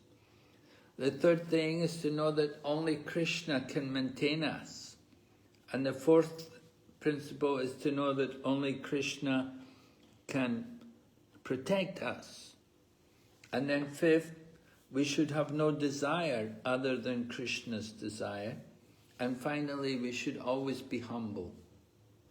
So those are the 6 items of surrender. And Bhaktivinoda Thakur wrote poems, beautiful songs about each of these 6 items. So one of them about accepting everything favorable for devotional service, he describes there, Ye dina grehe bhajana deke grehete golokabaya. He says, when I'm worshipping my deity at home, he said, my home becomes like Goloka, the spiritual world. This is the power of worshipping the deity. Bhaktivinoda Thakur was a grihastha. The grihasthas are expected to have a deity at home, worship the deity. Of course, Prabhupada liked devotees to come to the temple. That's better. If you can come to the temple and worship the deity in the temple. But if you're not living near the temple, then you need to have a deity at home. And you should worship the deity at home. So here it's described about these kings. They were staying at home, but they were liberated from the duality of material existence. Prabhupada's purport, he talks about the material world as Dvaita, or duality. The material world. Duality is there. And Prabhupada quotes this very well-known verse from the Chaitanya Charitamrita, Anchalila. Dvaite Bhadra Bhadra Gyan Sab Manodharm E Bala E Manda E Sabram. Right? In the world of duality, that is to say, in the material world, so-called goodness and badness are both the same. Right? Goodness and badness are both the same. E Bala, E Manda. This is good, this is bad. E Sabram, this is all illusion. Dvaita Abhadragyan Sab Manodharm. This oneness, this different, this is one, this is different, this kind of knowledge, this is all the business of the mind, Manodharm, the business of the mind, speculation. So, in this world, to distinguish between good and bad, happiness and distress, in other words, the dualities of the material world. We want to distinguish between these dualities. It's meaningless because they're both mental concoctions, manodharma. If we say this is good, that's what we think. If we say this is bad, again, that's what we think. It's a business of the mind. We're thinking, I like this, I don't like that. It's a very relative understanding. So everything here is miserable and troublesome. Material world, it's all miserable, it's all trouble. From the highest to the lowest, all are places of misery. So to create an artificial situation and pretend it to be full of happiness, that is illusion. To create some situation and pretend, oh, I'm very happy here, this is very nice. That's just illusion. Material world. How long you can be happy here for? It's impossible. So it's just illusion. So liberated persons, they're above the influence of these things. They're not affected by the three modes. They're not affected by the dualities of the world. Instead, they remain Krishna conscious. They tolerate the happiness and the distress. We have to learn this tolerance, right? That's very important. We know in Lord Chaitanya's Shikshastikam, Lord Chaitanya talks about tolerance. Right? What does Lord Chaitanya say about tolerance? Who knows?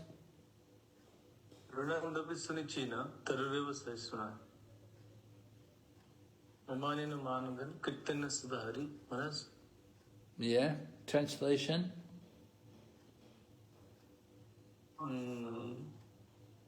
Yes, tolerate everything like a tree and think yourself lower than a blade of grass.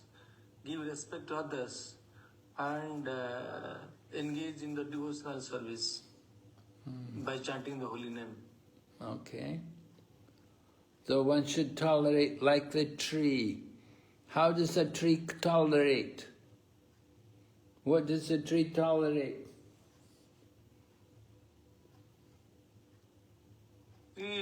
Somebody else, let somebody else answer. Some other person there to answer? Mahaprabhu, Prabhu. Yes. Hare Krishna, Narasimha Maharaj. A tree is basically epitome of tolerance. A tree basically gives shelter to a lot of birds. A tree basically gives a lot of fruit. And then when it gives a lot of shade also, and it basically conserves the soil also. Despite of all this, that children throw stones at the tree so that the fruits can fall down.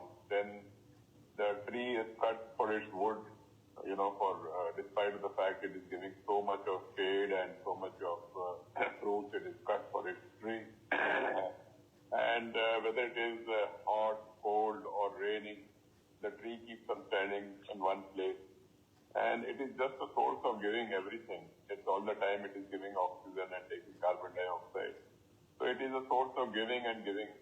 And in return it does not take anything. So hence the tree is a source of tolerance. That's very good. Thank you very much. Very nice. Yes, so we're encouraged to tolerate. We remain Krishna conscious by tolerating the dualities, the happiness and the distress. So then Prabhupada quotes 214 about the non-permanent appearance of happiness and distress. Prabhupada gives some examples about happiness and distress and how we have to tolerate in the Bhagavad Gita in his purport.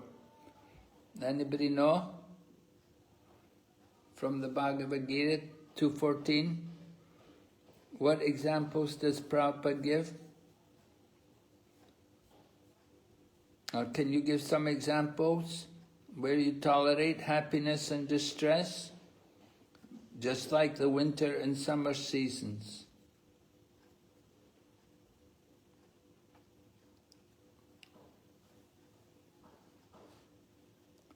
Yes?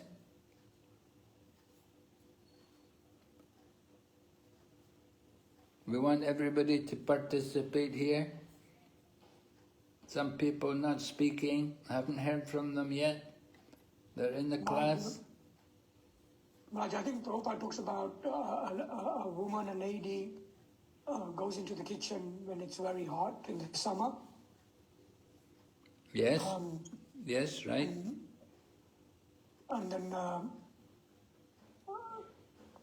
there's also... she goes into the kitchen When? In the summer? In the summer. Yeah. So? What does she do in the winter? She also goes into the kitchen in the winter as well. Whereas going in the kitchen in the winter is preferable because it's so cold, so then one wants to be close to the heat. But in the summer, it's not the best thing. But she still has to do her duties, her responsibilities. Yes. She still has her responsibilities. Yes, right. Have to tolerate, right? She has to feed her family. The mother has to feed the family. She has children, husband. She has to go and cook for them. And then, other example Prabhupada gives about bathing. We bathe in the summer, the water is nice and cool, refreshing. It's a pleasure to take bath. But in the winter, when the water's cold, then it's not so pleasant. So, are you still going to take bath in the winter? Yeah, we should do. We have to take bath. It's important for puja. You can't do any puja if you've not bathed, you're not clean. So, very important, tolerance. Devotees have to cultivate tolerance. This is only a matter of controlling the senses, right? The mind. What appears to be pleasure or appears to be pain. In the mind we're thinking, oh, this is very... It's the same water in the summer and in the winter. But in the summer it appears to be pleasing, and in the winter it appears to be pain. And the same with the kitchen, it's the same place the woman's going to cook. But in the summer it appears to be painful, in the winter it's pleasure. It's a mind. We think of these things in this way. So we have to learn to overcome the mind. Maharaj, water is the same, but due to season changes, this water become hotter during the summertime, and during winter time it's become cool. But water is same. Due to season changes, it's become just changing pleasure and desires. That's it. Yes, right. That's it. So we have to learn to tolerate these things without being disturbed. So liberated souls, they're on the transcendental platform. So they don't worry about happiness and distress. They don't think about it like that because they're not listening to their mind. They're on the transcendental platform. They're spiritual. They're conscious of their spiritual body. So they know there's seasons. They know things. They're in touch with the material body. So the happiness and the distress is very temporary.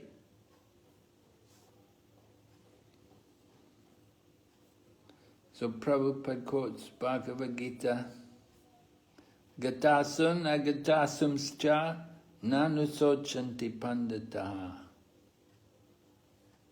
Right? You know this verse in the Bhagavad Gita?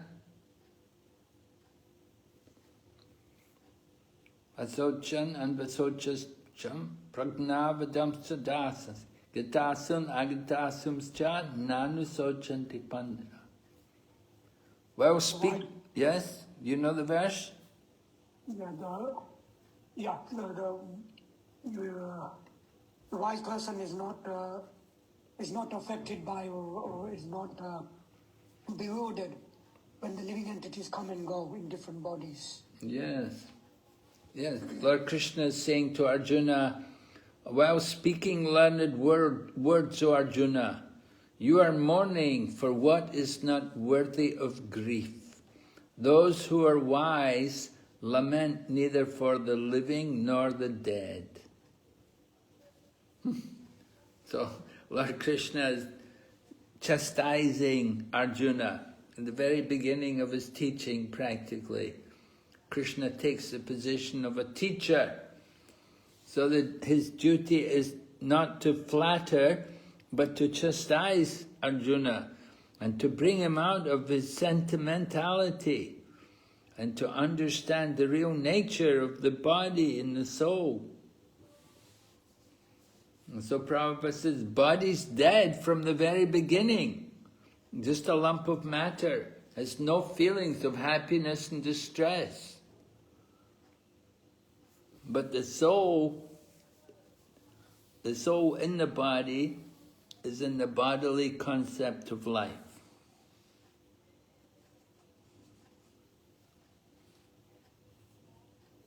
Because the soul's in the bodily concept of life, so he suffers happiness and distress. But it's temporary. It comes and it goes.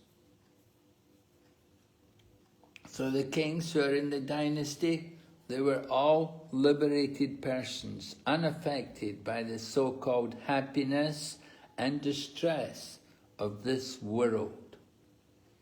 Right?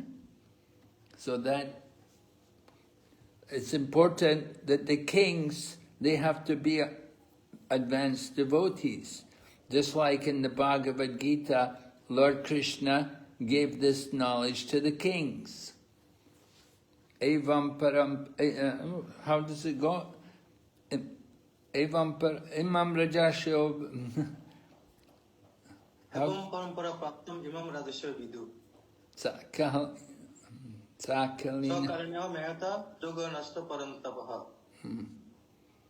Imam vivishvate yogam proktavam aham avyayam vivishvan mane vipraho manor ikshvaka B.V.V. Right? And then evam parampara praptam imam rajashayo vidu sakalini hemata yoga nashta parantapa. Imam rajashayo vidu. So the knowledge was passed through the line of disciplic succession, and the saintly kings understood it in this way. But in course of time, the knowledge was lost. Right? In the course of time, the knowledge was, there was a need to re-establish the disciplic succession again. Therefore, Lord Krishna came. So the kings, they have that duty. Why do we give that responsibility to the kings? Why do we need leaders? Anybody can say?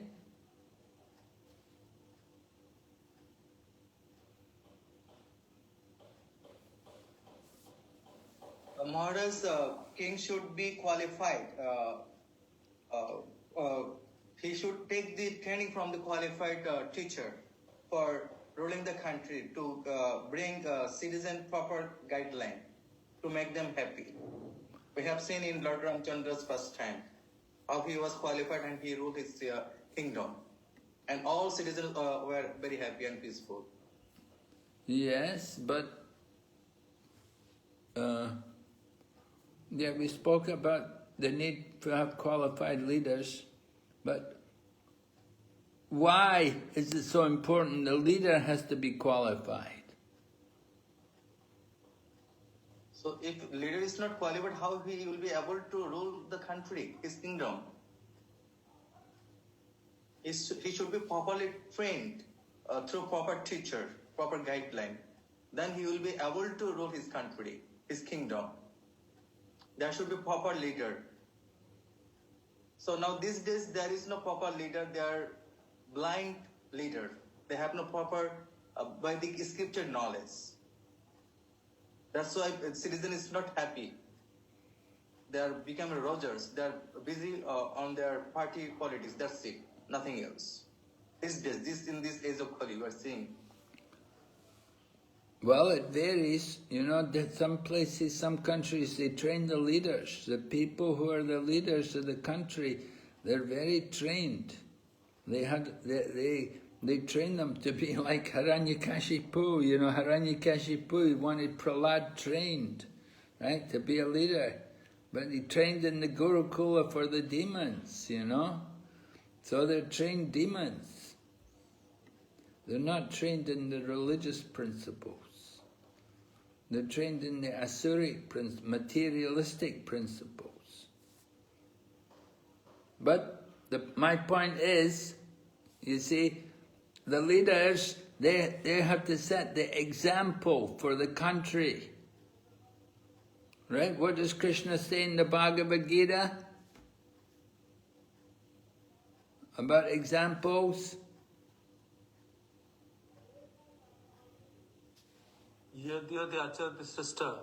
Yes. Yad yada chariti shreshtas. Tat tad evetaro jana. Sayat pramanam kurute. Lokas tad anuvartate. Very important. The leaders have to show an example, and they have to pass that on to others, to the citizens. They're the kings. The king is the representative of God on the planet, right? The king is representative of God. In the Bhagavad Gita, Krishna describes, chapter 10, among men, I am the monarch. So the king is the representative of God on earth. But he has to teach God-conscious principles as well. He has to show the right example for the citizens. Very important. Everybody will respect the king, but the king has to teach the people. He has to show them the right example. Just like when Prithu Maharaj became the king. And then he did sacrifice, and he did everything to the people could see how he was living, what he was doing, so that people all had faith in him.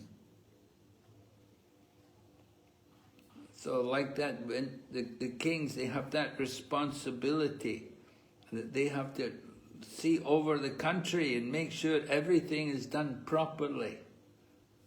And they have to show the example. Whatever standards they set by their example, then people will follow their example. So that's why Krishna gave the knowledge to the saintly kings, the Rajarshis. And the Rajarshis, they're meant to pass on that knowledge to their citizens. No, this is the system of disciplic succession, giving spiritual knowledge. So similar in our ISKCON society also is important. You know, all the leaders, they have to have the highest standard of behavior. They have to show the right example. Prabhupada writes in his purpose, he said, any leader, is there any head of the family, any teacher, any brahmana, any person who has any position like that, of authority or whatever, he must show the example to others by his own behavior, and then people will follow, people will be impressed. They want to follow.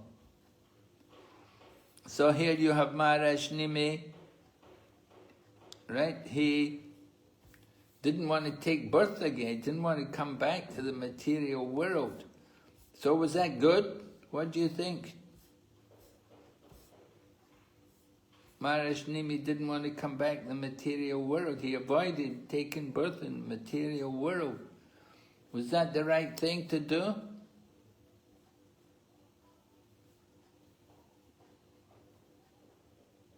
Is there anything wrong in that?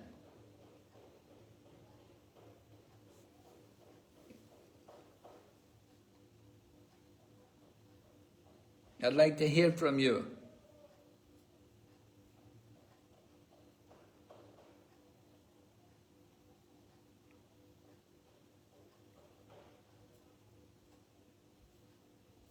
Yes?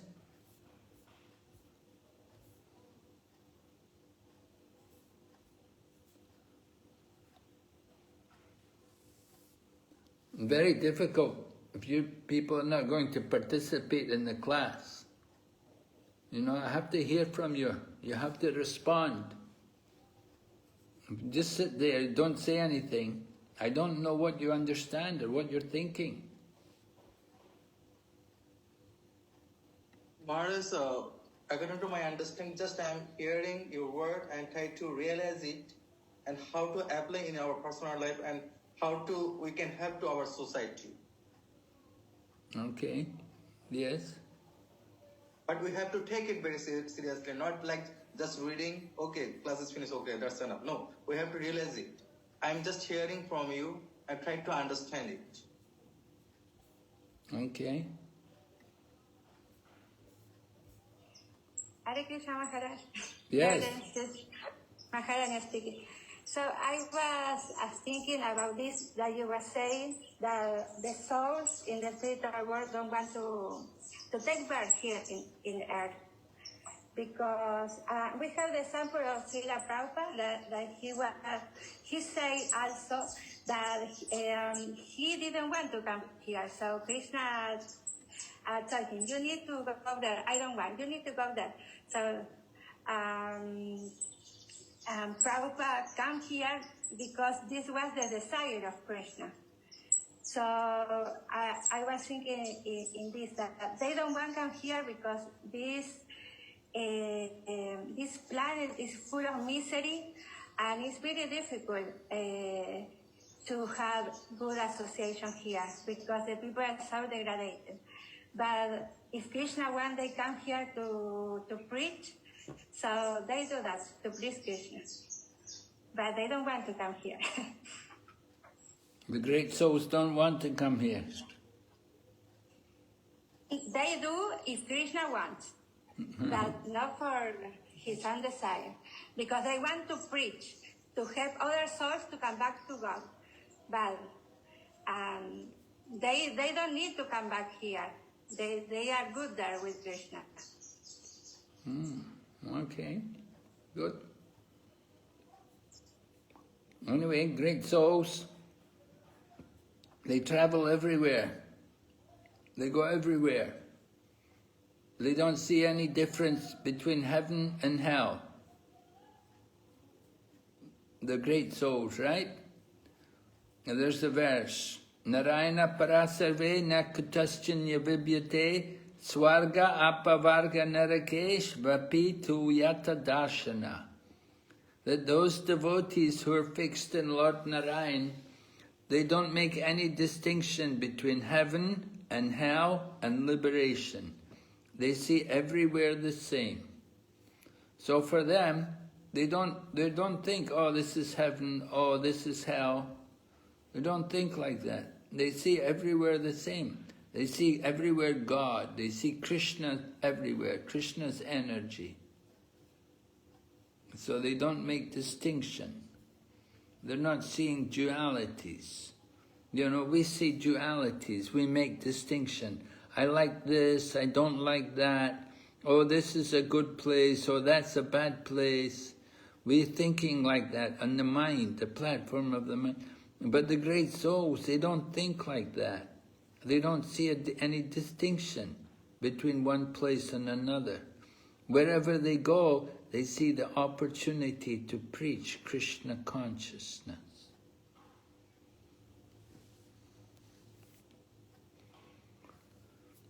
So everyone, we all have an opportunity to preach Krishna consciousness. Wherever we've taken our birth, whatever place we're in, it's an opportunity for all of us to engage in Krishna's service. We have to take that opportunity very seriously, take it to heart, and engage in Krishna's service. So on this auspicious day, the appearance day of Lord Nityananda, we're praying to Lord Nityananda. We can follow in his footsteps and be a humble servant. Lord Nityananda got told by Lord Chaitanya to go everywhere, preach Krishna consciousness.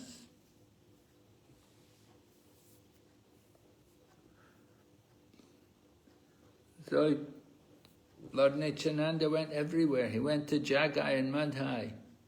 He didn't care. He went everywhere.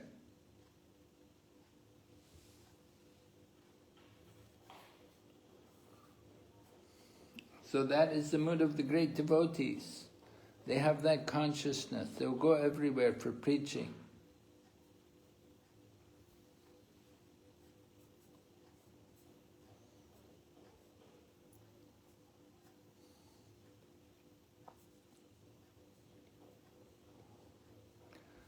Okay, so Maharaj Nimi, he didn't want to go everywhere. I mean, he just wanted to go back to Godhead. He didn't want a material body. He thought after Vishista had cursed him to fall down, he thought, why should I take another body? If I take another body, I may get cursed again. Have to fall down again. It's already so much trouble. Why should I bother? So he didn't want to come back again. He thought, no way. Forget it. He thought, I'm not coming back again. He already cursed me to die one day.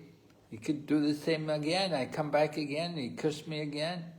Why should I come back? No, he just wanted to go to the spiritual world. So Maharaj Nimi gave up the body. But of course the sages, they took advantage of his body. And from his body they were able to churn Janaka Maharaj. And with Janaka Maharaj, then they started another line. More kings, descendants and descendants. The kings, the leaders, very important.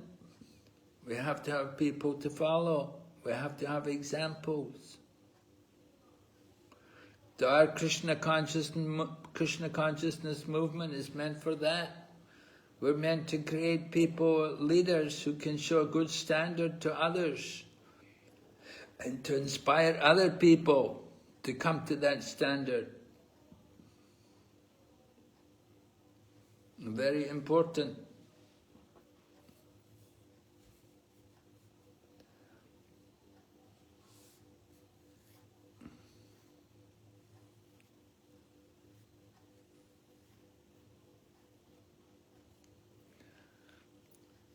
So this is the last king from the sun god. So the next chapter we're going to hear about the kings from the moon god.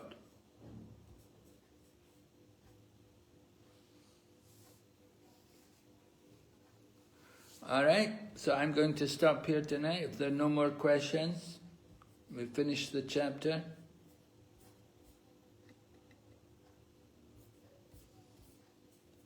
Prabhu? Maharaj? Yes? Just wondering, how did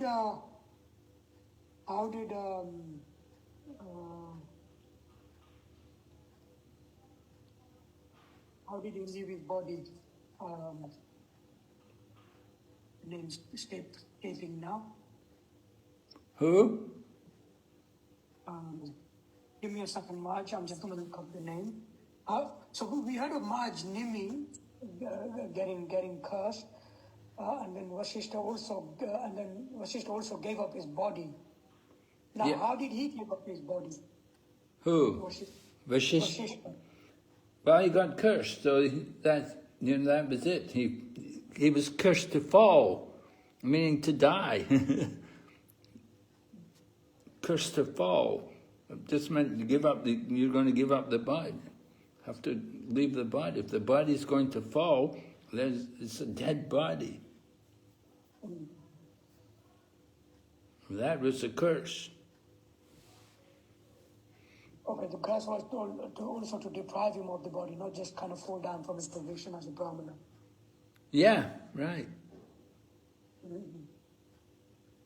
Okay, and then we're also hearing in text 11 that the demigods, they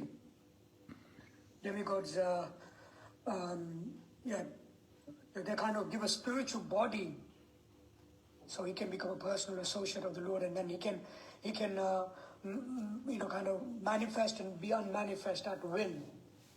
So are demigods capable of giving a spiritual body?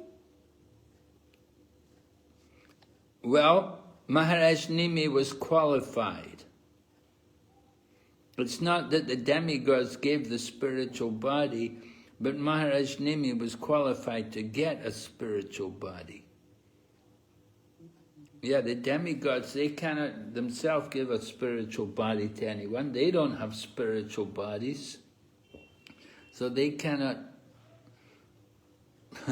give a spiritual body to somebody else. They don't have one themselves. But Maharaj Nimi, he was qualified. So one important point from this chapter also, we see the nature of Vashishta, that although he's a great soul, a great Brahmana, very prominent in Ramayana and so on, but still he was attached to material opulence. He was attached to going to heaven and getting, the rewards there in heaven from Indra. And then when he came back and saw that Maharaj Nimi had done the yagya with somebody else, then he got angry and he cursed Nimi. So you see some of the qualities there which are there in the heavenly planets among higher people there. That even people like Vashishta and so on, they get angry easily and they curse. And they have attachments, they want to, they're interested, they get material rewards for their services. So these kind of things are there in the heavenly planets. That's brought out in the Brihad Bhagavatamrita. Gopkumar's traveling there, and he came to the heavenly planets, but he saw there's these kind of problems there in the heavenly planets. Sometimes the demigods get lusty, and sometimes they argue with each other, and they get angry and so on.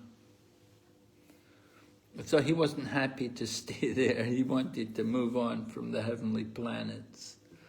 And so the same way we can see from Vashishta, it's not a very ideal place to go to the heavenly planet. Although they have a long life, although they have opulence and they have powers, but still, there are problems.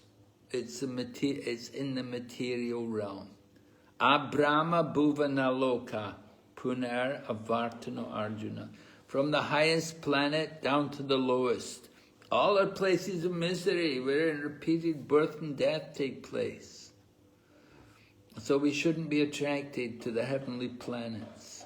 We should be thinking just to go beyond, to go out from this material creation and to enter into the spiritual world.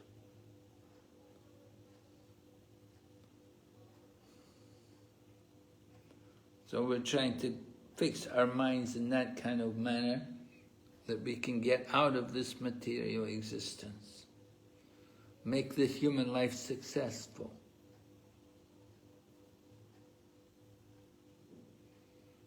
Right? What is the most important verse in the Bhagavad Gita?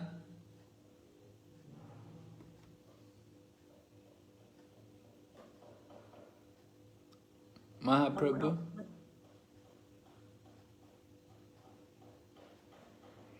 Mahaprabhu, what's the most important verse in the Bhagavad Gita?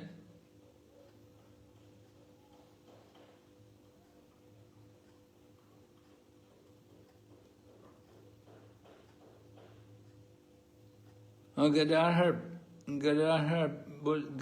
Prana Mataji? Hare Krishna Maharaj. Yeah, I think about Sarva Dharman Parityaja. No. Mummy. It's not the most important verse. Man Mana Bhavat Bhakta? No. 18.66, abandon all varieties of religion and surrender unto me, I shall absolve you of all sinful reactions. No, it's not the most important verse. Maharaj, tatha dhyantar praptir dirastatra namujjoti. Dhyantar, every moment we are changing our body. But those who are intelligent, they understand the three modes of material nature, and they utilize this human form of life in performing devotional activities. Because every moment we are changing our body, and those who are spiritual advanced, so they can understand the three modes of material nature and they utilize it every moment. They do not waste it. Yeah, but it's not the most important verse in the Bhagavad Gita. So at the last verse, the 18.66. No. Kindly could you tell us, please? Yeah, the most important verse is Janma karma chame divyam evam yo vedi takvadaha takvadiham punarjanma naiti mamiti so Arjuna. That if you can understand the birth and the activities of Lord Krishna to be transcendental, then upon giving up this body, you never have to take birth again. So Prabhupada told Brahmananda like that. I heard from Brahmananda. He told us the most important verse is this verse in the 4th chapter. I think it's 4:9, is it? And then, why is it most important? Because when you give up the body, you never come back again. When Lord Chaitanya was discussing with Ramananda Rai about verses from the scriptures, Ramananda Rai, at one point he quoted Sarva Dharmam Parikrishna. Lord Chaitanya said, no, go higher. He didn't accept it. He said, because people have different motivations why they're going to surrender. People come and surrender, but they have their motivations. Oh, they want something. They want to get something from Krishna. It's not pure devotion.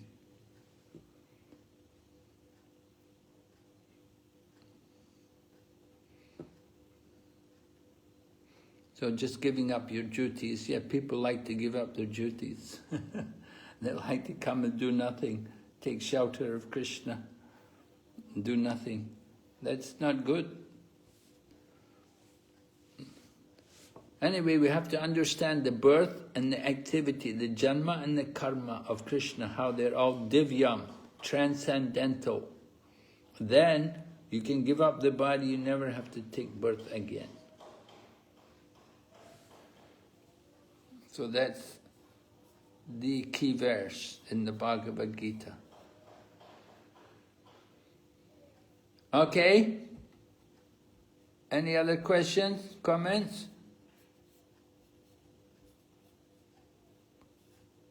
Okay, then we'll see you tomorrow night.